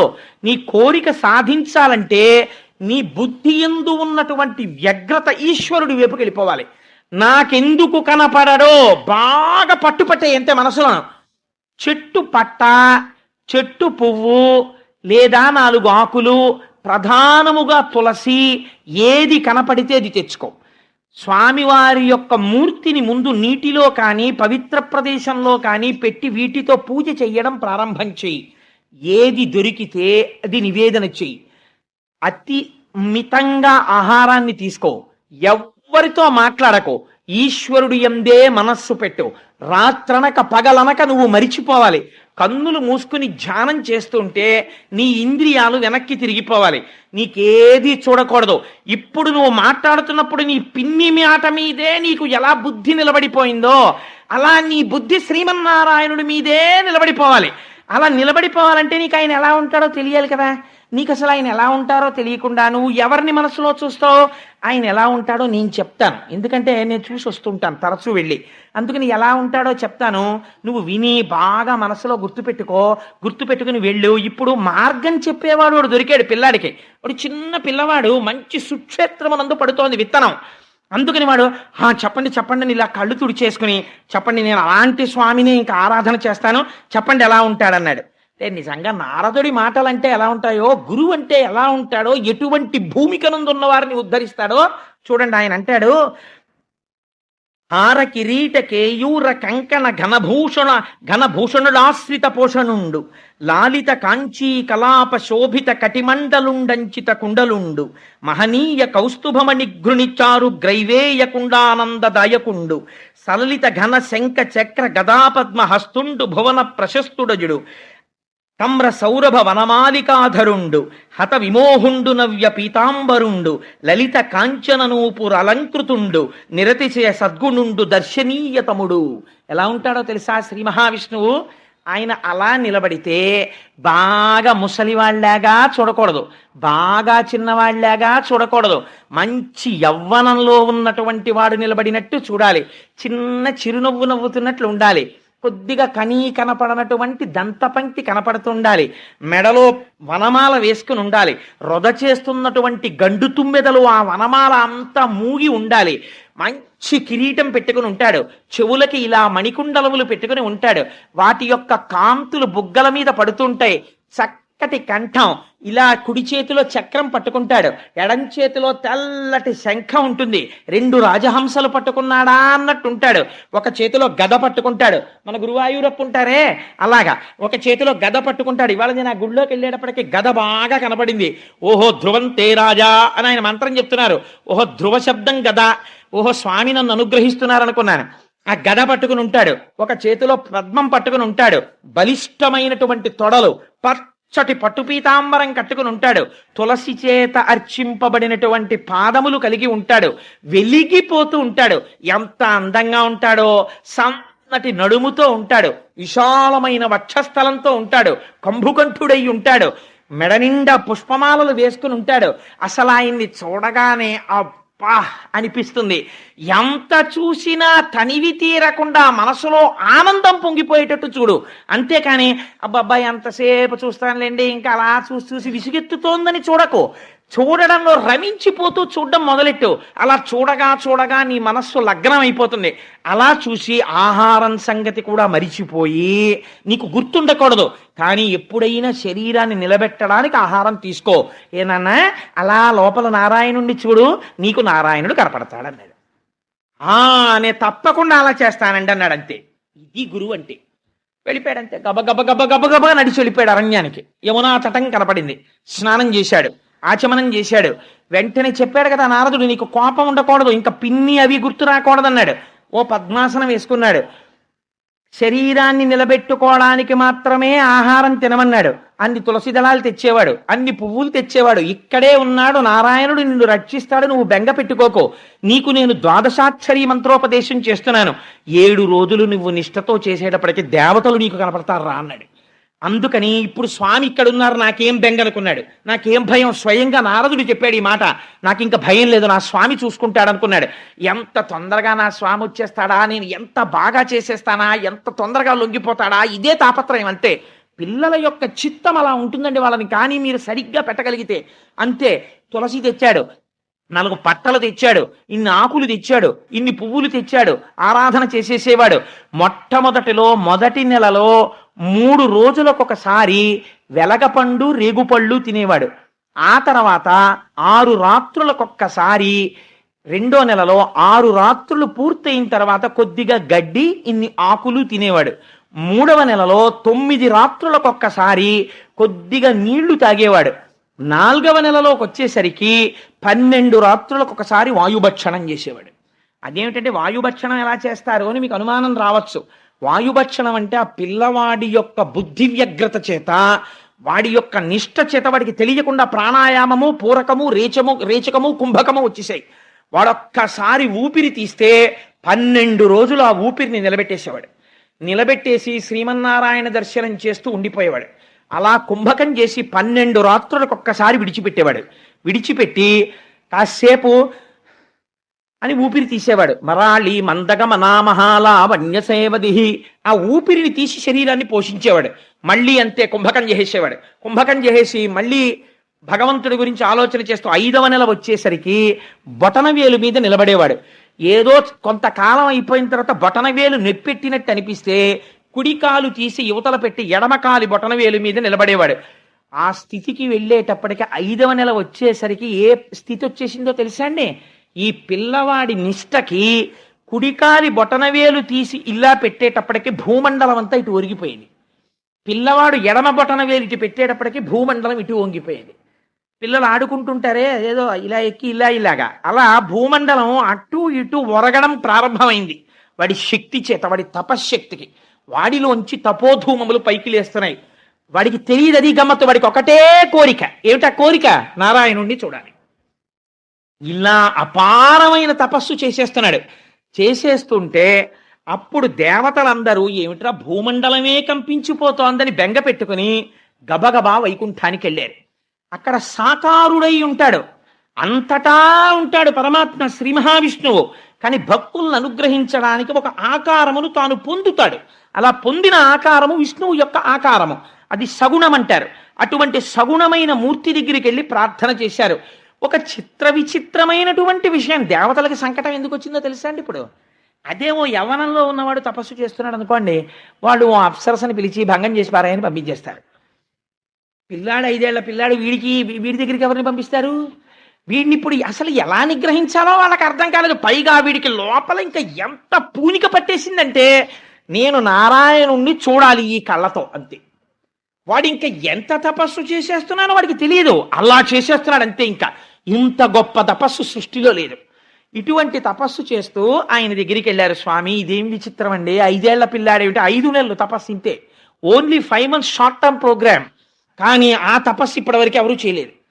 వాడి కోరిక ఏమిటో తెలియదు. పోనీ విచిత్రం ఏంటంటే వాడు ఈ కోరికతో చేస్తున్నాడు. ఇంద్ర పదవి కోసం చేస్తున్నాడు అనుకోండి, ఇంద్రుడు కంగారు పడిపోయి ఏదో ఒకటి చేసేస్తాడు. చాలా పెద్ద పదవి కావాలంటాడంతే. నారదుడు అడిగితే కూడా వాడికే తెలియదు వాడికి కావలసిన పెద్ద పదవి ఏమిటో. అసలు ఆ పెద్ద పదవి ఏమిటి, వాడు ఎందుకు చేస్తున్నాడు, మీరు కావాలంటాడు, మీరే ఇవ్వాలంటాడు, అసలు ఏమిటి అల్లరి? స్వామి మీరు బయలుదేరి ఒక్కసారి వెళ్ళండి స్వామి, ఏమనుకోవద్దు, ఇలా అయిపోతోంది భూమండలం అంతాను అన్నారు. అంటే ఆయన అన్నాడు ఒక నవ్వు నవ్వి, ఎవడు రానా గురించి ఏడ్చి ఇలా తప్పించినవాడు వాడిని చూడ్డానికి పొంగిపోతూ పెడుతున్నానన్నాడు అని. లక్ష్మీ సహితుడై గరుడ వాహనారూఢుడై ధ్రువుడు తపస్సు చేస్తున్నటువంటి మండలానికి వచ్చాడు. వచ్చి ఒక్కసారి ఆ భూమండలం మీద నిలబడి సాక్షాత్కరించాడు. సాక్షాత్కరించేటప్పటికి పిల్లవాడండి, చిన్నవాడు, ఆయనకి ఏం తెలుసు ధ్రువుడికి. కళ్ళు విప్పి చూశాడు. ఓహ్ ఎదురుగుండా తేజోవిరాజితమైనటువంటి మూర్తి దర్శనమిచ్చాడు. ఎవ్వరికీ దర్శనమివ్వని స్వామి, మాంసనేత్రములకు గోచరము కాని స్వామి ఈ నేత్రములకు ధ్రువుడికి దర్శనమిచ్చాడు. ఇస్తే విచిత్రం ఏంటంటే వీడికి నారాయణ అని పిలవడం కానీ ఆ తర్వాత స్తోత్రం చేయడం కానీ రాదు. ఎందుకంటే వాడు ఏమైనా చదువుకుంటే కదా, వాడికి గురుముఖత విద్య లేదు, వాడు పురాణం చదవలేదు, వాడు ఉపనిషత్తు చదవలేదు, వాడి కోరిక ఏమిటో వాడికి తెలియదు, వాడు వచ్చి తపస్సు చేశాడు. ఇప్పుడు స్వామి వచ్చిన తరువాత కనీసం స్వామి మీ అంతటి మహాపురుషులు వచ్చి దర్శనమిచ్చారు అని ఏదో అనాలి కదా, ఒక స్వాగత వాక్యం. వీడు నేను కోరుకున్న స్వామి కనపడ్డారని జుర్రేస్తున్నాడు కళ్ళతోటి. అంతే, ఆపాదమస్తక నారదుడు ఎలా చెప్పాడో అలాగే ఉన్నాడు. కాదు కాదు, దానికి కోటి రెట్లున్నాడు. నోటితో చెప్పడం కుదరదనమాట అని జుర్రుకుని ఆనందంలో తాగేస్తూ ఇలా పైనుంచి కిందకి, కింద నుంచి పైకి, పైనుంచి కిందకి చూస్తూ అలాగే కూర్చుని ఉండిపోయాడు. ఉండిపోతే స్వామి చరిత్రలో లేని సంఘటన చూసి వీడు ఇలాగే కూర్చుంటాడు, వీడికి కనీసం స్తోత్రం చెయ్యడం నేనే నేర్పుదాం, లేకపోతే రేపు పొద్దున్న దర్శనమిస్తే వాడు పద్యం కూడా చెప్పలేదంటారు. అందుకని నేనే నేర్పుదాం వీడికి సమస్త వేదములు ఉపనిషత్తులు సమస్త జ్ఞానము భాషించుగాక అని 4 అడుగులు ఆయన మంజీరములు మోగుతుండగా, ఆయన చేతి కంకణములు ధ్వని చేస్తుండగా, ఆభరణములు పట్టుకుని 4 అడుగులు ముందుకొస్తే ఆయనతో పాటు గరుత్మంతుడు నడుస్తుంటే లక్ష్మీ సహితుడై నడిచి వచ్చి తన ఎడమ చేతిలో ఉన్నటువంటి శంఖము సమస్త వేద ఉపనిషత్తు జ్ఞాన సారాంశము. ఆ శంఖమును తీసి ధ్రువుడి యొక్క శిరస్సు మీద ఉంచాడు తన చేత్తో. ఎటువంటి భాగ్యాన్ని పొందాడండి నిజంగా, అటువంటి భాగ్యం. అందుకే ద్వాదశి నాడు దగ్ధం అయిపోతుంది రాని అజ్ఞానం, అది వింటే చాలు, ఎన్ని కోట్ల జన్మల తర్వాత వింటున్నావో ఇదన్నారు. ఆ శంఖం తలకి తగిలిందంతే పొంగిపోయి స్తోత్రం మొదలెట్టేశాడు. స్వామి నువ్వెవరవో నాకు తెలుసు, ఈ సమస్త బ్రహ్మాండములు సృష్టి యందు లేవు, ఇవన్నీ మాయ, కేవలము త్రిగుణాత్మకంగా ఏర్పడ్డాయి. ఆది యందు ఉన్నటువంటి వాడివి, అంతమునందున్న వాడివి, మధ్యలో ఉన్న స్థితికారుడవు, పురాణ పురుషుడవు నీవొక్కడివే. సముద్రము వంటి నీ నాభికమలములోంచి ఉద్భవించినటువంటి చతుర్ముఖ బ్రహ్మగారు నువ్విచ్చినటువంటి వేదములను ఆధారం చేసుకుని ఈ సృష్టినంతటినీ రచన చేశాడు. పామరుడైనటువంటి వాడు ఇంద్రియముల కదలన కలిగేటటువంటి సుఖము శాశ్వతమనుకున్నవాడు నిన్ను విస్మరించి ఇంద్రియ భోగములందు లంపటుడై పునర్జన్మలెత్తుతూ కొన్ని కోట్ల జన్మలెత్తుతూ సంసార పరిభ్రమణమును చేస్తూనే ఉన్నాడు. ఈశ్వర నీ అనుగ్రహము ఎంతటిదని నేను చెప్పగలను. కేవలము నిన్ను చూడాలని ఆర్తి చేత, ఏమీ చేత కానటువంటి నేను నీ నామమును ఉచ్చరిస్తూ ఇక్కడ కూర్చుండిపోయినంత మాత్రం చేత దయాళువు నాకు దర్శనమిచ్చావు. స్వామి నువ్వు కనపడ్డావు కాబట్టి నేను ఒకటి అడుగుతున్నాను, జన్మ జన్మాంతరములకు నాకు కావలసినది ఏమిటో తెలుసా అని ఆయన అంటాడు. హరిభజనీయ మార్గనీయతాత్మకుడై భవదీయమూర్తిపై వరలిన భక్తియుక్తులకు వారల సంగతి కలుగచేయు సత్పురుష సుసంగతిన్ వ్యసన దుర్భవ సాగరమప్రయత్తతన్ సరస భవత్ కథామృత రసంబునమత్తుడనై తరించదన్. స్వామి సర్వకాలములయందు నీ కథలే తలుచుకుంటూ, నిన్నే చూస్తూ, నీ గురించే మాట్లాడుతూ, ఎప్పుడు వెళ్ళి పలకరించినా ఆ మాటలు మళ్ళీ ఈశ్వరుడిలోకి వెళ్ళిపోయి, ఎప్పుడు భగవత్ కథలు చెప్పుకుంటూ మనస్సు పొంగిపోతూ, ఎప్పుడు ఈశ్వరుడు గురించే తలుచుకుంటూ, ఒక్కడు కూర్చున్నా సరే ఏదో తలుచుకుని వాళ్ళో వాడే సంతోషపడిపోయి అటు ఊగిపోయి ఇటు ఊగిపోయి వెర్రినవ్వు నవ్వేసుకుంటుంటే, ఏమిటండి ఆయన అలాగా వెర్రేళ్ళగా అలా ఊగిపోతుంటాడు అంటుంటే, లోపల ఈశ్వరుణ్ణి తలుచుకోవడం వల్ల కలిగినటువంటి ఆనందం లోపల పట్టక, నిండిపోయినటువంటి నీటితో కూడినటువంటి బిందె ఇంక నీటిని పట్టలేక అంచులవించి కారిపోయినట్టు లోపల భగవంతుని యొక్క గుణములను స్మరించడము చేత కలిగినటువంటి ఆనందము లోన పట్టక కర్మేంద్రియ సంఘాతమైనటువంటి శరీరము అటు ఇటు కదిలిపోతూ ఆనందపడిపోయేటటువంటి మహాపురుషులైనటువంటి భక్తులతోటి నాకు సాంగత్యమి. వారితో కలిసి ఉండడం చేత ఆ మాటలు విని విని విని నా మనస్సు కూడా నీ యొక్క పాదార విందముల యందు శాశ్వత స్థానమును పొందుతుంది. స్వామి నాకు కావలసినది ఏమిటో తెలుసా? నిరతము తావకీన భజనీయ పదాబ్జ సుగంధ లబ్ధి ఎవ్వరి మది నొందగా కలుగు వారలు తత్ప్రియ మర్చదేహమున్నరయ తదీయ దార తనయాది సుహృద్గృహ బంధు వర్గమున్మరతురు విశ్వతోముఖ రమాహృదయేశ ముకుంద మాధవ. ఎన్ని మాటలు వచ్చేసాయో చూడండి. ఆ శంఖం తగలగానే ఆయన అంటున్నాడు, సంసారములో లేరా అంటే సంసారములో ఉంటారు, సంసారం వదిలేశారా అంటే వదిలేసినట్టు కనపడదు.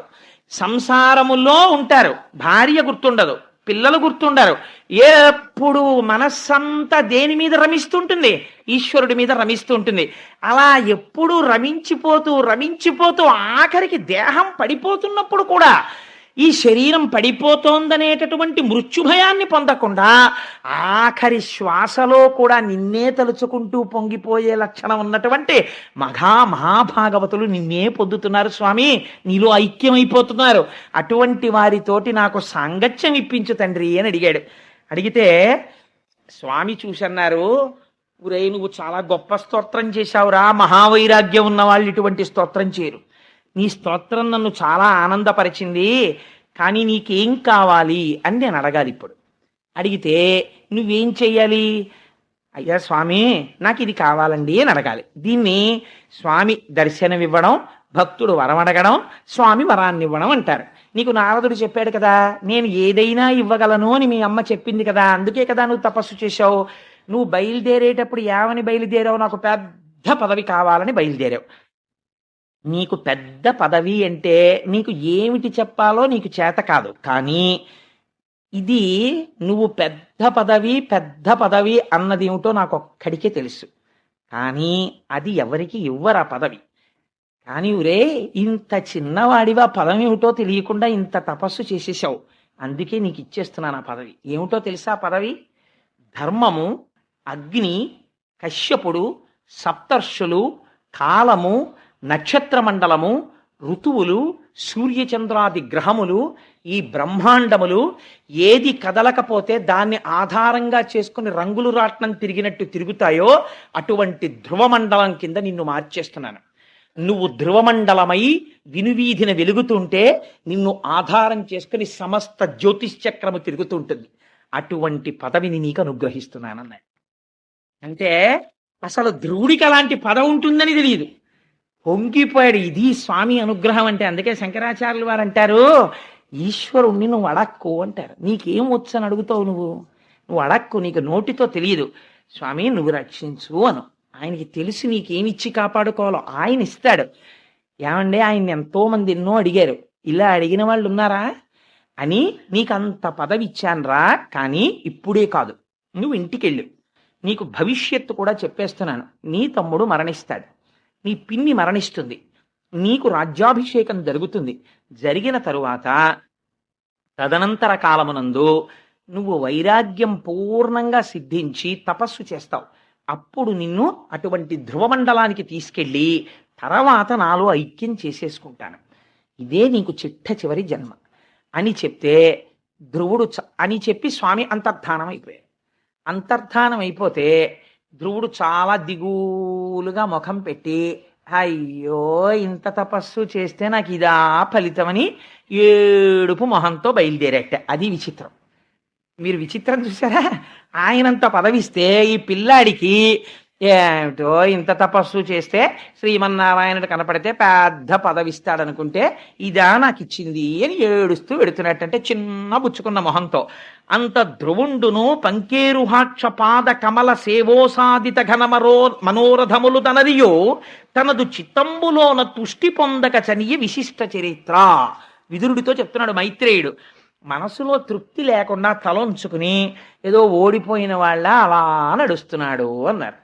అంటే విదురుడు తెల్లబోయాడు. ఇదేమిటయా, నేను ఎక్కడ కనీ విని ఎరుగని ఇంతటి పదవి ఇస్తే ఇంతటి ధ్రువుడు ఇంత గొప్ప పదవి వచ్చిందని సంతోషపడ్డం మానేసి ఇలా తలంచుకుని ఏడుస్తూ వెళ్ళడం ఏమిటయా అన్నాడు. అంటే మైత్రేయుడు అన్నాడు, అనగా పినతల్లి తన్ను పల్కిన దురుక్తి బాణ విద్ధాత్ముడగుచు తద్భాషణములు చిత్తమున తల్చుచుండుటను చేసి ముక్తి కొరమికినత్మలో వగగుందుచుండే. ఆ పిల్లవాడు అనుకున్నట్ట, అయ్యవారి స్వామివారి చేతి శంఖం తలకి తగిలింది కదా, నేను తెలియక మా పిన్ని మాటలు నా హృదయంలో నాటుకోవడం వల్ల నాన్నగారి తొడ మీద నన్ను కూర్చోపెట్టుకోలేదు అన్న కారణంతో బయలుదేరుతున్నప్పుడు నాకు పెద్ద పదవని బయలుదేరాను. సనక సనందనాది మహర్షులు ఎన్ని కోట్ల సంవత్సరముల నుంచో తపస్సు చేసి జ్ఞానం అంటే ఏమిటో తెలుసుకుందామని ఏ స్వామిని దర్శనం చేద్దామని ప్రయత్నం చేస్తున్నారో అటువంటి వాడు నాకు దర్శనం ఇచ్చాడు. నేనేం అడిగి ఉండాల్సింది? స్వామి నాకు మోక్షమి అని అడిగి ఉండాల్సింది. నేనేమో ఏమీ మాట్లాడలేదు. అనవసరంగా పెద్ద పదవి అన్నాను. ఇప్పుడు నేను కొన్నాళ్ళు ఆ ధ్రువమండలంలో ధ్రువుడిగా ఉండాలి, హాయిగా మోక్షం పొందేస్తే ఎంత బాగుండేది అనుకున్నట్ట వాడు. అందుకుని వాడికి తృప్తి పొందలేదు అంటే ఇప్పుడు మీకు ఏమర్థం అవుతోంది? స్వామి శంఖం ఎవరికి తగిలిందో వాడు ముక్త పురుషుడు అవుతాడు. వాడికి ముక్తి ఎందే కోరిక ఉంటుంది. కానీ బయలుదేరినప్పుడు ఏ కోరిక కోడాడో అది అనుగ్రహించకుండా స్వామి ఉండరు. అందుకని అటువంటి కోరికను అనుగ్రహించడానికి స్వామి సిద్ధపడ్డారు. అంటే ఇది ధ్రువుడి యొక్క మనస్సు 5 ఏళ్లలో ఎంత పరిణితి చెందిపోయిందో చూడండి, ఎంత స్థితికి వెళ్ళాడో చూడండి. ఈలోగా నారదుడి సంతోషం ఏమిటో తెలుసా అండి? నారదుడి లాంటి వాడు ఎక్కడ ఉంటాడండి? ఉత్తానపాదుడి దగ్గరికి వెళ్ళాడు. పెడితే ఉత్తానపాదుడు ఎదురొచ్చి స్వాగతం పలికి అర్ఘ్యం ఇచ్చి పాద్యం ఇచ్చి లోపలికి తీసుకెళ్లి కూర్చోపెట్టి పక్కన శురుచి లేదు. అందుకని అన్నాడు, బాధగా ఉన్నామే ఉత్తానపాద అన్నాడు. అన్నీ తెలుసు నారదుడికి, తనేగా పంపించాడు కొడుకుని. ఏం అలా ఉన్నావు అన్నాడు. అంటే ఏం చెప్పుకోను మహాపురుష, చూశారా నాకేమో 2 భార్యలు, పాపం వాడు నా కొడుకే కదండి. వాడు నన్ను ఏం అడిగాడండి? సామ్రాజ్యం అడిగాడా? సింహాసనం అడిగాడా? తొడ మీద కూర్చుంటానన్నాడు. అంటే సురుచిని చూసినటువంటి భయం చేత వాడిని తొడ మీద కూర్చోపెట్టుకోలేదు. నారాయణుడి గురించి తపస్సు చెయ్యండి, వాడు అడవికి వెళ్ళిపోయాటండి. తర్వాత నేను అడిగితే అడవికి వెళ్ళిపోయాడు తపస్సుకు అన్నారు. పిల్లాడు 5 ఏళ్ల పిల్లాడు, వాడి తపస్సు ఏమిటి, వాడికి అరణ్యం ఏమిటి, వాడిని ఏ క్రూర మృగాలు తినేశాయో, కన్న తండ్రిని అయ్యుండి పిల్లవాడి పట్ల ఇంత క్రూరంగా ప్రవర్తించానే అని నా మనసు గాయమును పొందింది అన్నాడు. తప్ప సురుచిని వదిలేశాను, దాని మాట వినడం మానేశాను లేదు. అది విచిత్రం. మనం ఎక్కడో పశ్చాత్తాపం ఉంటుంది ఈ పని చేశామని, కానీ ఇంకా సురుచికే పెద్దపీట వేస్తుంటాం. అలా ఉండకపోతే ఇంత అల్లర్లు ఎందుకుంటాయండి మనకి? ఆ అజ్ఞానం పోవడానికే దాల్చినాడు ఇది వినడం కదా. అందుకని ఈ మాటలంటే నారదుడు అన్నాడు, ఒరే నువ్వు తొడెక్కించుకోలేదు, కానీ ఇప్పుడు ఆయన ఏ స్థితి పొందేశాడో తెలుసా ధ్రువుడు? ముందు శుభవార్త చెప్పేమంటే అంత ఇష్టం అనండి నారదుడికి. తన ప్రమేయం లేకుండా జరిగిపోతుందేమో అని పరిగెత్తేస్తుంటాడు. చూడండి, అది అందరికీ ఉండే హృదయం కాదండి. ఒక్కొక్కరికి పెట్టడం అంటే ఎంత ఇష్టం, తొందరపడిపోయి పెట్టేస్తారు. ఒక్కొక్కరికి సేవ చేయడం అంటే ఎంత ఇష్టం. మా అనురాధక్క చూడండి, ఎక్కడైనా సేవ చేయమంటే ఎంత ఇష్టం. మా ముత్యాలు సత్యనారాయణ వీళ్ళందరూ. అందుకని కొంతమంది సేవా తత్పరతతో ఉంటారు. అలా ఎంత సంతోషం ఓ శుభవార్త చెప్పడం అంటే. అందుకని ఆయన అన్నాడు, నా విని నారదుండు నరనాథునికిట్లను, నీ కుమారుడా దేవ కిరీటి రత్నరుచి దీపిత పాద సరోజుడైన రాజీవ దళాక్ష రక్షితుడశేష జగజ్జన కీర్తనీయ కీర్తి విభవ ప్రశస్త సుచరిత్రుడు, వానికి దుఃఖమేటికి. ఏమయ్యా నువ్వు బాధపడుతున్నావు, కానీ నీ కొడుకు ఏ స్థితిని పొందాడో తెలుసా? ఏ మహాపురుషుడి యొక్క కేవలం క్రీగంటి చూపుల చేత సమస్త బ్రహ్మాండములు రక్షింపబడుతున్నాయో, దేవతలందరూ రక్షింపబడుతున్నారో, సృష్టి స్థితి లయములు జరుగుతున్నాయో, ఎవడు హేళగా ఈ బ్రహ్మాండములను సృష్టి చేసి కాపాడుతున్నాడో అటువంటి వాడి యొక్క అనుగ్రహమును పొంది వరములు పొందాడు నీ కొడుకు అన్నాడు. పొంగిపోయాడు మహానుభావుడు. ఈలోగా వచ్చేస్తున్నాడు ధ్రువుడు రాజ్యంలోకని కబురెళ్ళింది.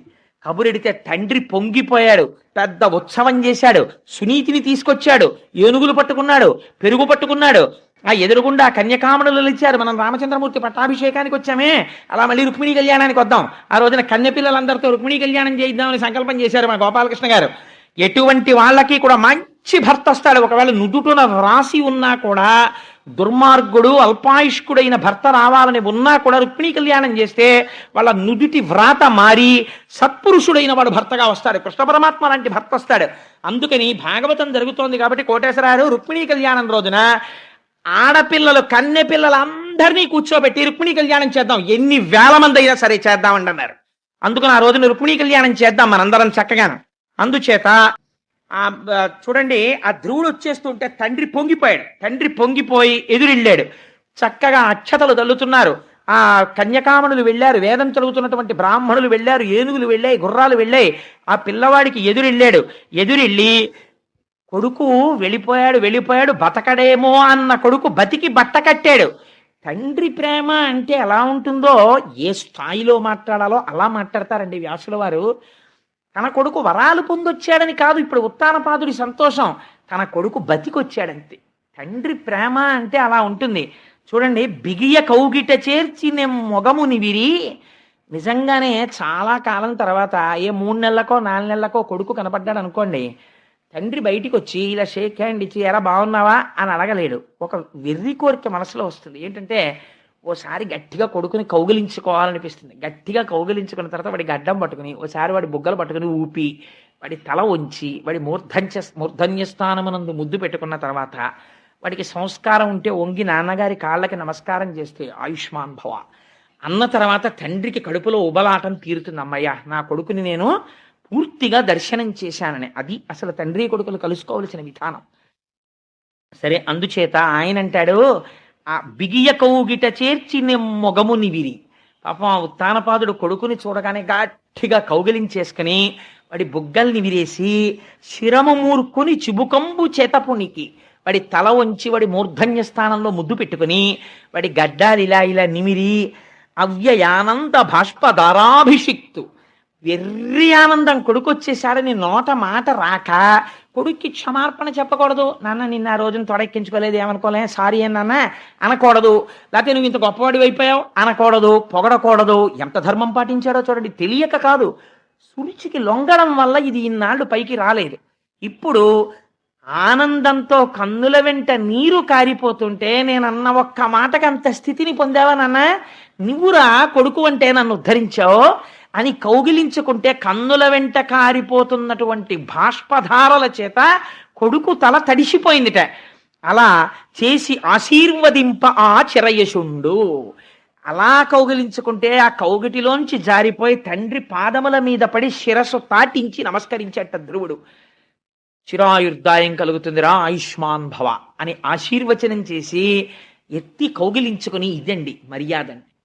ఒక తండ్రి కొడుకులు మన సమాజంలో ఎలా ఉండేవారో, అంతేగాని అమ్మ దగ్గరికి వెళ్ళి అమ్మ ఈయన్ని ఎలా భరిస్తున్నావు అమ్మా నువ్వు ఇన్నాళ్ళ నుంచి అని వెర్రి జోకులు తండ్రి మీద వేసేటటువంటి దుష్ట సంస్కారం అసలు ఈ జాతికి తెలియదు.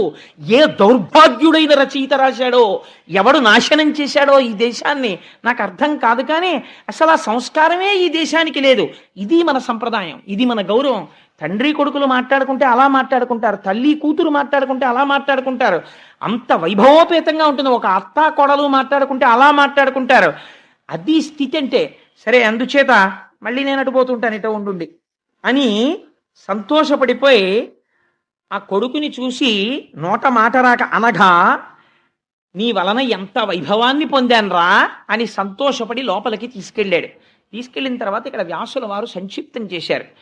ఈ పిల్లవాడికి ఆ రాజ్యములో ఉన్న వాళ్ళందరూ కూడా పట్టాభిషేకం చెయ్యమని అడిగారు. ఉత్తముడు కూడా అంగీకరించాడు. చిత్రం ఏమిటంటే, సునీతి సురుచి ఇద్దరు వచ్చారు ఎదురు. వస్తే సునీతికి సురుచికి ఇద్దరికీ కూడా శిరస్సు వంచి నమస్కరించాడు ధ్రువుడు. ఇద్దరూ ఆశీర్వచనం చేశారు.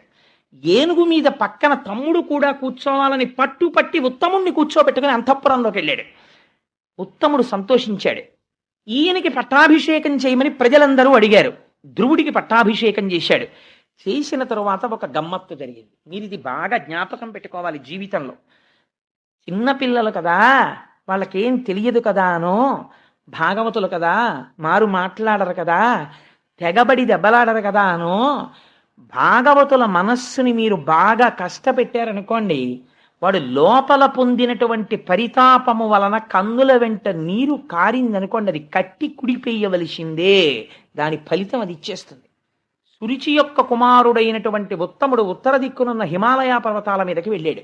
అందులో ఉత్తముడు ప్రాణములు కోల్పోయాడు. కొడుకు మరణించాడన్న వార్త విన్నటువంటి సురుచి అరణ్యములో ప్రయాణిస్తోంది. కార్చిచ్చు పుట్టి అందులో కాలిపోయి సురుచి మరణించింది. మరణిస్తే ఒక ఆశ్చర్యకరమైనటువంటి సంఘటన జరిగింది. చేసిన పాపం కట్టి కుడపక మానదు. కాబట్టి అన్నిటికన్నా జాగ్రత్తగా ఉండవలసింది దేని విషయంలోనో తెలుసా అండి? నోటి విషయంలో. ఉంది కదా అని ఎవరితో పడితే వాళ్ళతో అలా మాట్లాడకూడదు. భగవంతుణ్ణి నమ్ముకున్న భాగవతులు ఉంటారు, వాళ్ళతో చాలా జాగ్రత్తగా ఉండాలి. మీ ఇంట్లో ఫీజు అయితే మీరు చేత్తో తీసివేస్తారు. అదే ట్రాన్స్ఫార్మర్ మీద ఫ్యూజ్ పోతే మీరు ముట్టుకుని చేత్తో వేస్తారా? మీరు ముట్టుకోకూడదు. భగవంతుణ్ణి నమ్ముకున్నటువంటి భాగవతులతో ప్రవర్తించేటప్పుడు దాని యందు నిగ్రహం ఉండాలి, గౌరవం ఉండాలి, జాగ్రత్తతో ప్రవర్తించాలి. ఎందుకంటే వారి మనస్సు సంతోషించింది అనుకోండి, ఈశ్వరానుగ్రహం కలుగుతుంది. వారి మనస్సు ఖేదపడింది అనుకోండి, ఈశ్వరుడి ఆగ్రహం కలుగుతుంది. అందుకని భాగవతులతో జాగ్రత్తగా ప్రవర్తించకపోతే ఎంత ప్రమాదం వస్తుందో కూడా ధ్రువోపాఖ్యానం చెప్పేసింది మనకి. తదనంతర కాలమునందు వివాహం జరిగింది ధ్రువుడికి. ఆ వివాహం జరిగినప్పుడు శిశుమారుడు అనబడేటటువంటి ఒక ప్రజాపతి, ప్రజాపతి అంటే చాలా పెద్ద పోస్ట్ అది. ఆ ప్రజాపతికి ఒక కుమార్తె, ఆ కుమార్తె పేరు భ్రమి. ఆ భ్రమి అనబడేటటువంటి కుమార్తెని ధ్రువుడు వివాహం చేసుకున్నాడు. ఆ భ్రమి అనబడేటటువంటి భార్య యందు ఇద్దరు కుమారులు పుట్టారు. ఒకడి పేరు వత్సర, ఒకడి పేరు కల్ప అని ఇద్దరు కుమారులు పుట్టారు.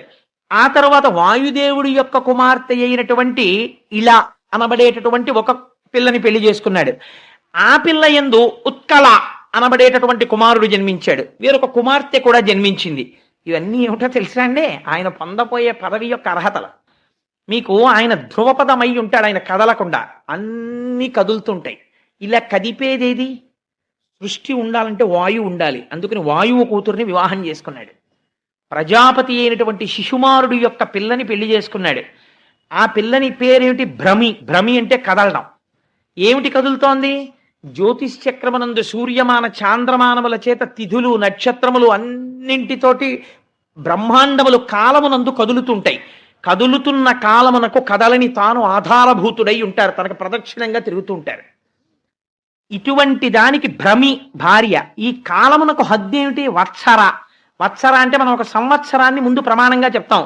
ఏదో పార్థివనామ సంవత్సరే ఉత్తరాయణే మాఘమాసే శుక్లపక్షే ద్వాదశిమ్యాం వాసరః అని కదా సంకల్పం చెప్తాం. అందుకని వత్సరము ఒక హద్దు.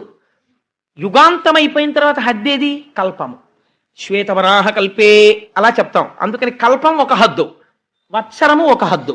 ఈ రెండు హద్దులు తనకి బిడ్డలయ్యి వచ్చారు ఇప్పుడు. అంటే ఇప్పుడు తను పొందపోయేటటువంటి పదవిని ఆవిష్కరిస్తున్నారు. ఉత్తముణ్ణి ఒక యక్షుడు సంహరించాడని తెలుసుకున్నాడు. తెలుసుకుని ఆగ్రహించాడు. మీరు చాలా జాగ్రత్తగా వినాలి ధ్రువోపాఖ్యానంలో ఈ మలుపుని. కోపం వచ్చింది.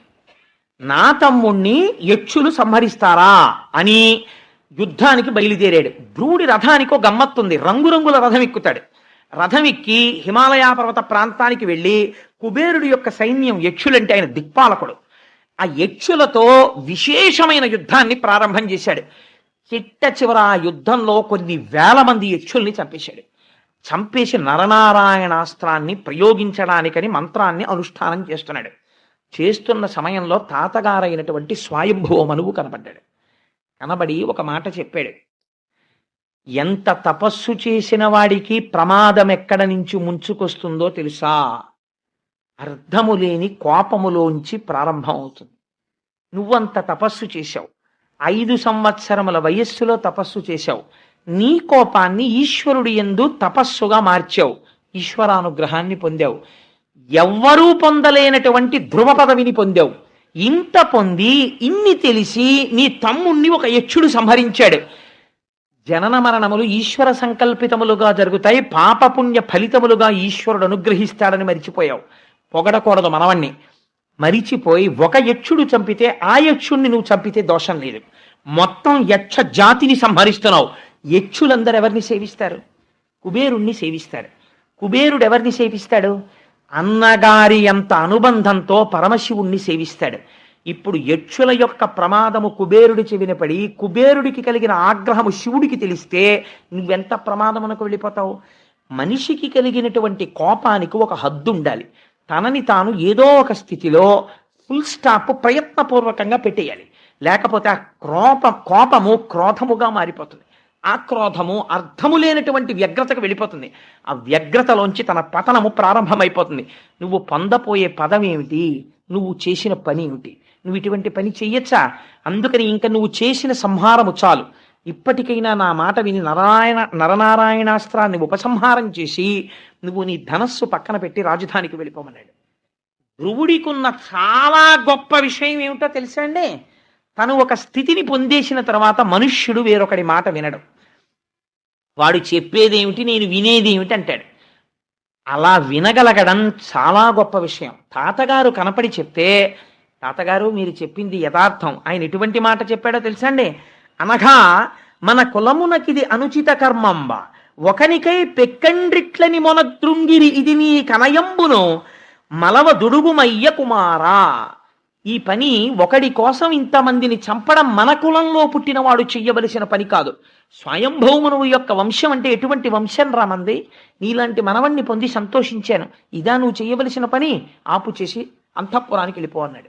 తిరిగి అంతఃపురానికి వెళ్ళిపోతుంటే కుబేరుడికి తెలిసింది ఈ వార్త.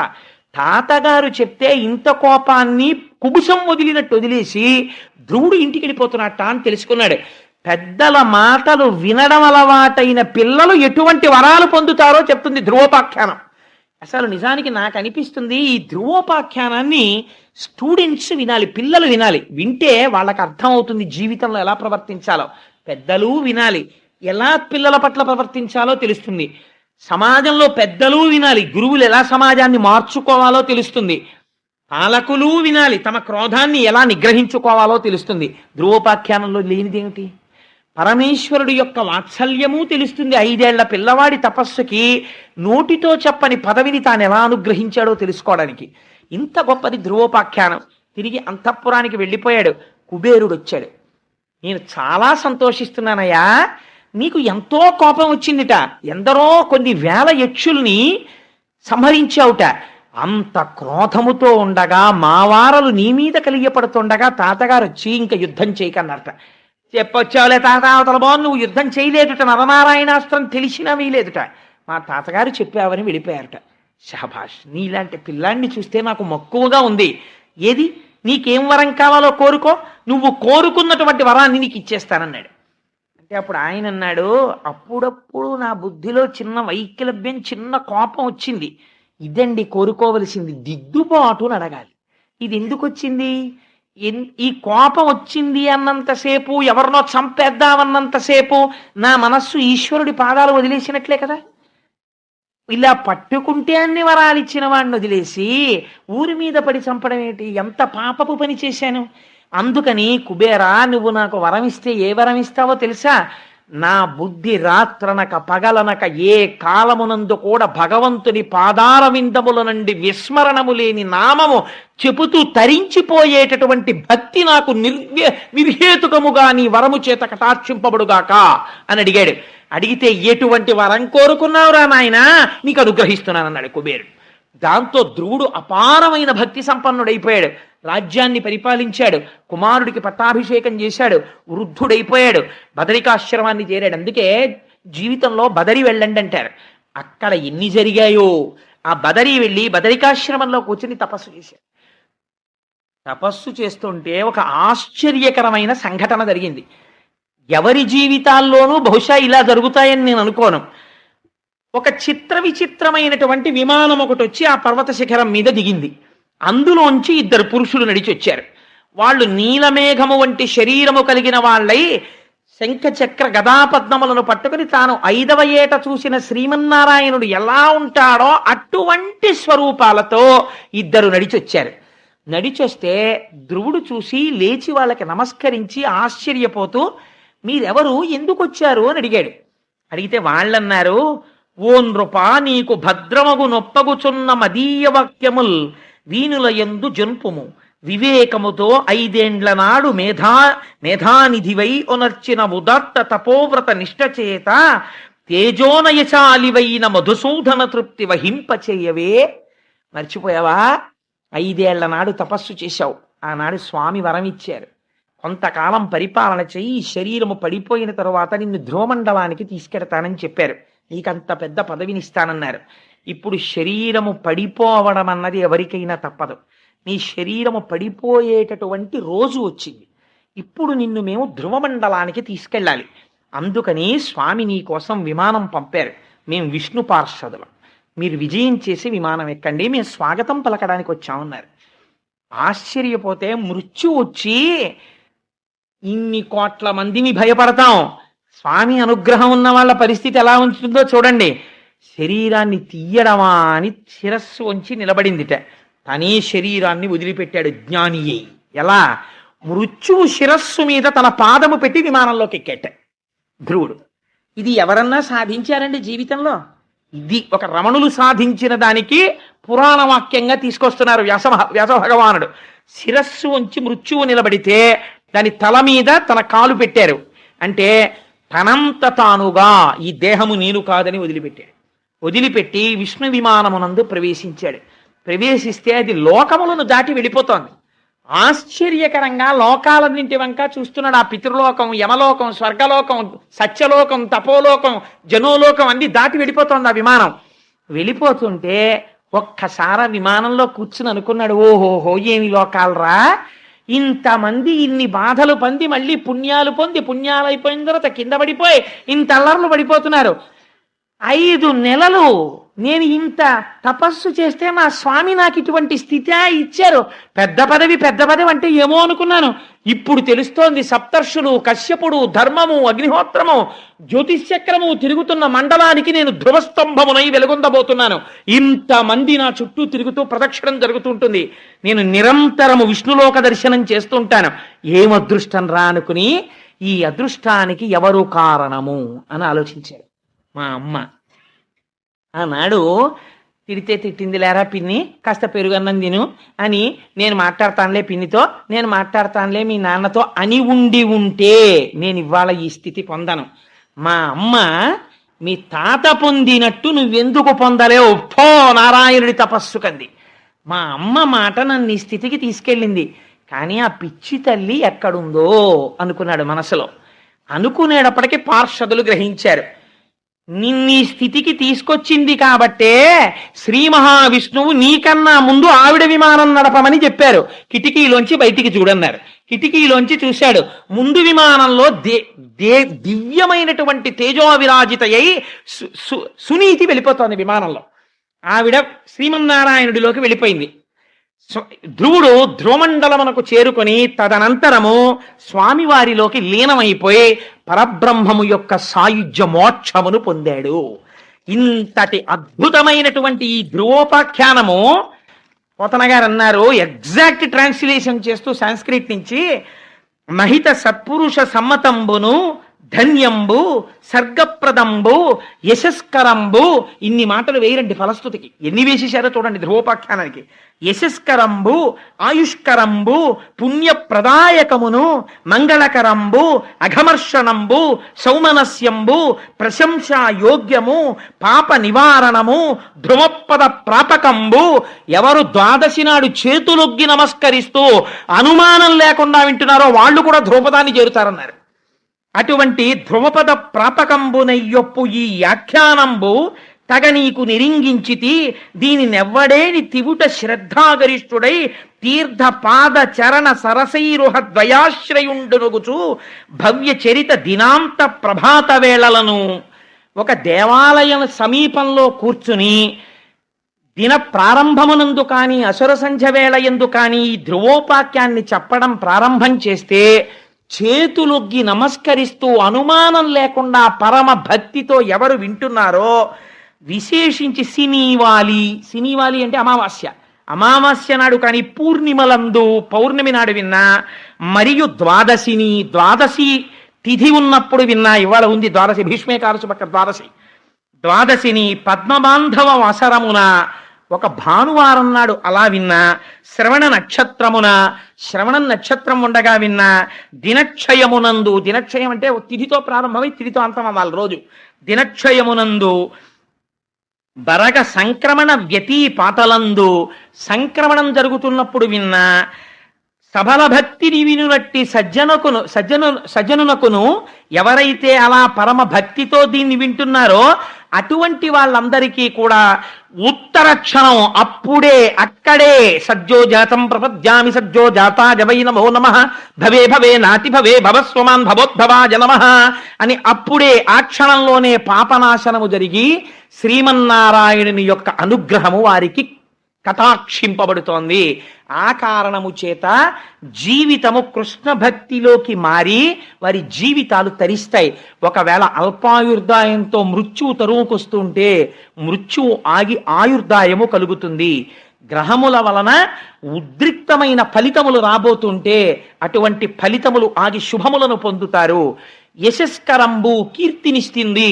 ఇటువంటి పరమ పావనమైన ఆఖ్యానమును భాగవతమనందు వ్యాసుడు రచించగా మన అదృష్టం పోతనామాచ్యుల వారు ఆంధ్రీకరిస్తే ఇంతమంది భాగవతుల సమక్షంలో ధ్రువోపాఖ్యానాన్ని ద్వాదశి నాడు అసుర సంధ్య వేళ చెప్పుకునే అదృష్టాన్ని వినే భాగ్యాన్ని మీకు స్వామి కటాక్షించాడు. అంచేత కృష్ణ పరమాత్మ పాదార విందములకు శతవిధ నమస్కరిస్తూ రేపటి రోజున అత్యద్భుతమైనటువంటి ఆఖ్యానం దేవహూతి కపిలుడు. రేపు దేవహూతితో కపిలుడు మాట్లాడతాడు. ఆ కపిల గీతకి సంబంధించినటువంటి విషయాల్ని రేపటి రోజున వివరించేటటువంటి వాక్శక్తిని కృష్ణ పరమాత్మ నిర్హేతుకముగా నాకు కటాక్షించుగాక అని స్వామి పాదములు పట్టి ప్రార్థన చేస్తూ మనం ఒక్కసారి ఆ పరాత్పరుడి నామం పలికి బయలుదేద్దాం. వసుదేవసుతం దేవం కంసచాణూరమర్దనం దేవకీ పరమానందం కృష్ణం వందే జగద్గురుం అతసీ పుష్ప సంకాశం హారనూపురశోభితం రత్నకంకణకేయూరం కృష్ణం వందే జగద్గురుం మందారగంధ సంయుక్తం చారుహాసం చతుర్భుజం బర్హి పింఛావచూడాంగం కృష్ణం వందే జగద్గురుం ఉత్ఫుల్ల పద్మపత్రాక్షం నీలజీమూత సన్నిభం యాదవానాం శిరోరత్నం కృష్ణం వందే జగద్గురుం రుక్మిణీ కేళీ సంయుక్తం పీతాంబర సుశోభితం అమాప్త తులసీ గంధం కృష్ణం వందే జగద్గురుం గోపికానాం కుచద్వంద్వం కుంకుమాంకిత వక్షసం శ్రీనికేతం మహేశ్వాసం కృష్ణం వందే జగద్గురుం శ్రీవత్సాకం మహోరస్కం వనమాలా విరాజితం శంఖచక్రధరం దేవం కృష్ణం వందే జగద్గురుం కృష్ణాష్టకమిదం పుణ్యం ప్రాతరుత్థాయ పఠేత్ కోటి జన్మ కృతం పాపం స్మరణేన వినశ్యతి ఓం నమో నారాయణాయ. ఇప్పటి వరకు మనం గురువుగారు శ్రీ చాగంటి కోటేశ్వరరావు గారు చెప్పిన ధ్రువోపాఖ్యానం విన్నాం. ఒకసారి చదువుకుందాం అందులోని ఒక భాగాన్ని. అదియునుగాక దేహాభిమానంబునం పశుప్రాయులై భూతహింస గావించుట హృషీకేశానువర్తనులైన సాధువులకు దగదు. నీవ సర్వభూతంబులనాత్మభావంబున తలంచి సర్వభూతావాసుడును దురారాధ్యుండునునైన విష్ణుని పదంబుల పూజించి తత్పరమ పదంబును పొందితివి. అట్టి భగవంతుని హృదయంబున ననుధ్యాతుండవు, భాగవతుల చిత్తంబులకును సమ్మతుండవు, మరియు సాధువర్తనుండవననొప్పు నీవి పాపకర్మం బెట్లు చేయ సమకట్టితివి. ఏ పురుషుండైననేమి మహాత్ములయందు దితిక్షయ సములయందు జంతువులయందు సమత్వంబును గలిగి వర్తించువానియందు సర్వాత్మకుండైన భగవంతుడు ప్రసన్నుడగును. అతండు ప్రసన్నుండైన వాడు ప్రకృతి గుణంబులం బాసి లింగ శరీర భంగంబు గావించి బ్రహ్మానందంబును బొందు. అదియునుగాక కార్యకారణ సంఘాత రూపంబైన విశ్వంబీశ్వరునందు అయస్కాంత సన్నిధానంబు గలిగిన లోహంబు చందమ్మున వర్తించు. లోహంబు చందంబున వర్తించు. అందు సర్వేశ్వరుండు నిమిత్తమాత్రంబుగా పరిభ్రమించు. అట్టి ఈశ్వరుని మాయాగుణ వ్యతికరంబున నారబ్ధంబులైన పంచభూతంబుల చేత యోషిత్ పురుషవ్యవాయంబు వలన యోషిత్ పురుషాది రూప సంభూతియగు ఇవ్విధంబున తత్సర్గంబు తత్సంస్థానంబు దల్లయంబునగుచునుండు. ఇట్లు దుర్విభావ్యంబైన కాలశక్తింజేసి గుణక్షోభంబున విభజ్యమాన వీర్యుండు ననంతుండు ననాదియునునై జనంబుల చేత జనంబులం పట్టించుచుండుటం చేసి యాదికరుండును. మృత్యుహేతువున జనంబుల లయంబు నొందించుట చేసి ఎంతకరుండును. ననాదియగుటం చేసి అవ్యయుండునునైన భగవంతుండు జగత్కారణుండగు. కావున నీ సృష్టిపాలన విలయంబులకుం గర్తగాని వాని వడుపున దానింజేయుచుండు.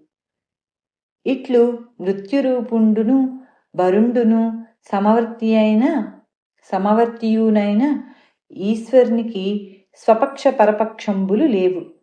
కర్మాధీనంబులైన భూత సంఘంబులు రజంబు మహావాయువుననుసరించు చాట్పున నస్వతంత్రంబులగుచు అన్నతని అనువర్తించు. నీశ్వరుండును రూపచయాపచయ కరణంబులం దస్పృష్టుండును నగు జీవుండు కర్మబద్ధుండగుటం చేసి కర్మంబవానికి నాయురుపచయాపచయంబులం చేయుచుండు. మరియు సర్వ జగత్కర్మ సాక్షియగు సర్వేశ్వరుని.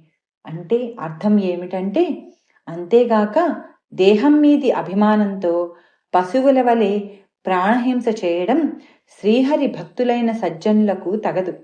నీవు సర్వప్రాణులను నీవలే భావించి సర్వప్రాణి స్వరూపుడైన శ్రీహరిని కొలిచి ఆయన స్థానాన్ని సాధించావు. ఆయన మనస్సుకు ఎక్కావు. హరిభక్తులను మెప్పించావు. నీవు మంచి నడవడి కలవాడవు. తనకంటే గొప్పవారి యందు సహనభావం, తనతో సమానులయందు స్నేహభావం, తనకంటే తక్కువ వారి యందు దయ, మిగిలిన సమస్త ప్రాణులయందు సమభావం కలిగి వర్తించే వానిని సర్వాంతర్యామి అయిన భగవంతుడు కరుణిస్తాడు. భగవంతుడు కరుణిస్తే మానవుడు ప్రాకృత గుణాల నుండి విముక్తుడై లింగ శరీరాన్ని విడిచి బ్రహ్మానందాన్ని పొందుతాడు. అయస్కాంతం సన్నిధిలో లోహం భ్రమించినట్లు పరమాత్ముని సన్నిధిలో కార్యకారణ స్వరూపమైన ప్రపంచం భ్రమిస్తుంది. సర్వేశ్వరుడు నిమిత్తమాత్రంగా ఉంటాడు. అటువంటి భగవంతుని మాయాగుణ సంబంధం వలన పంచభూతాల వల్ల దేహాది ఆకారాలను పొందిన స్త్రీ పురుషుల కలయిక చేత స్త్రీ పురుషుల ఉత్పత్తి జరుగుతుంది. ఈ విధంగా సృష్టి స్థితి నాశము జరుగుతూ ఉంటాయి.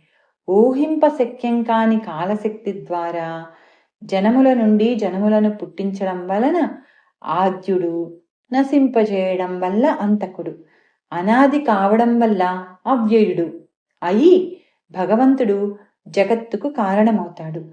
అందువల్ల సృష్టి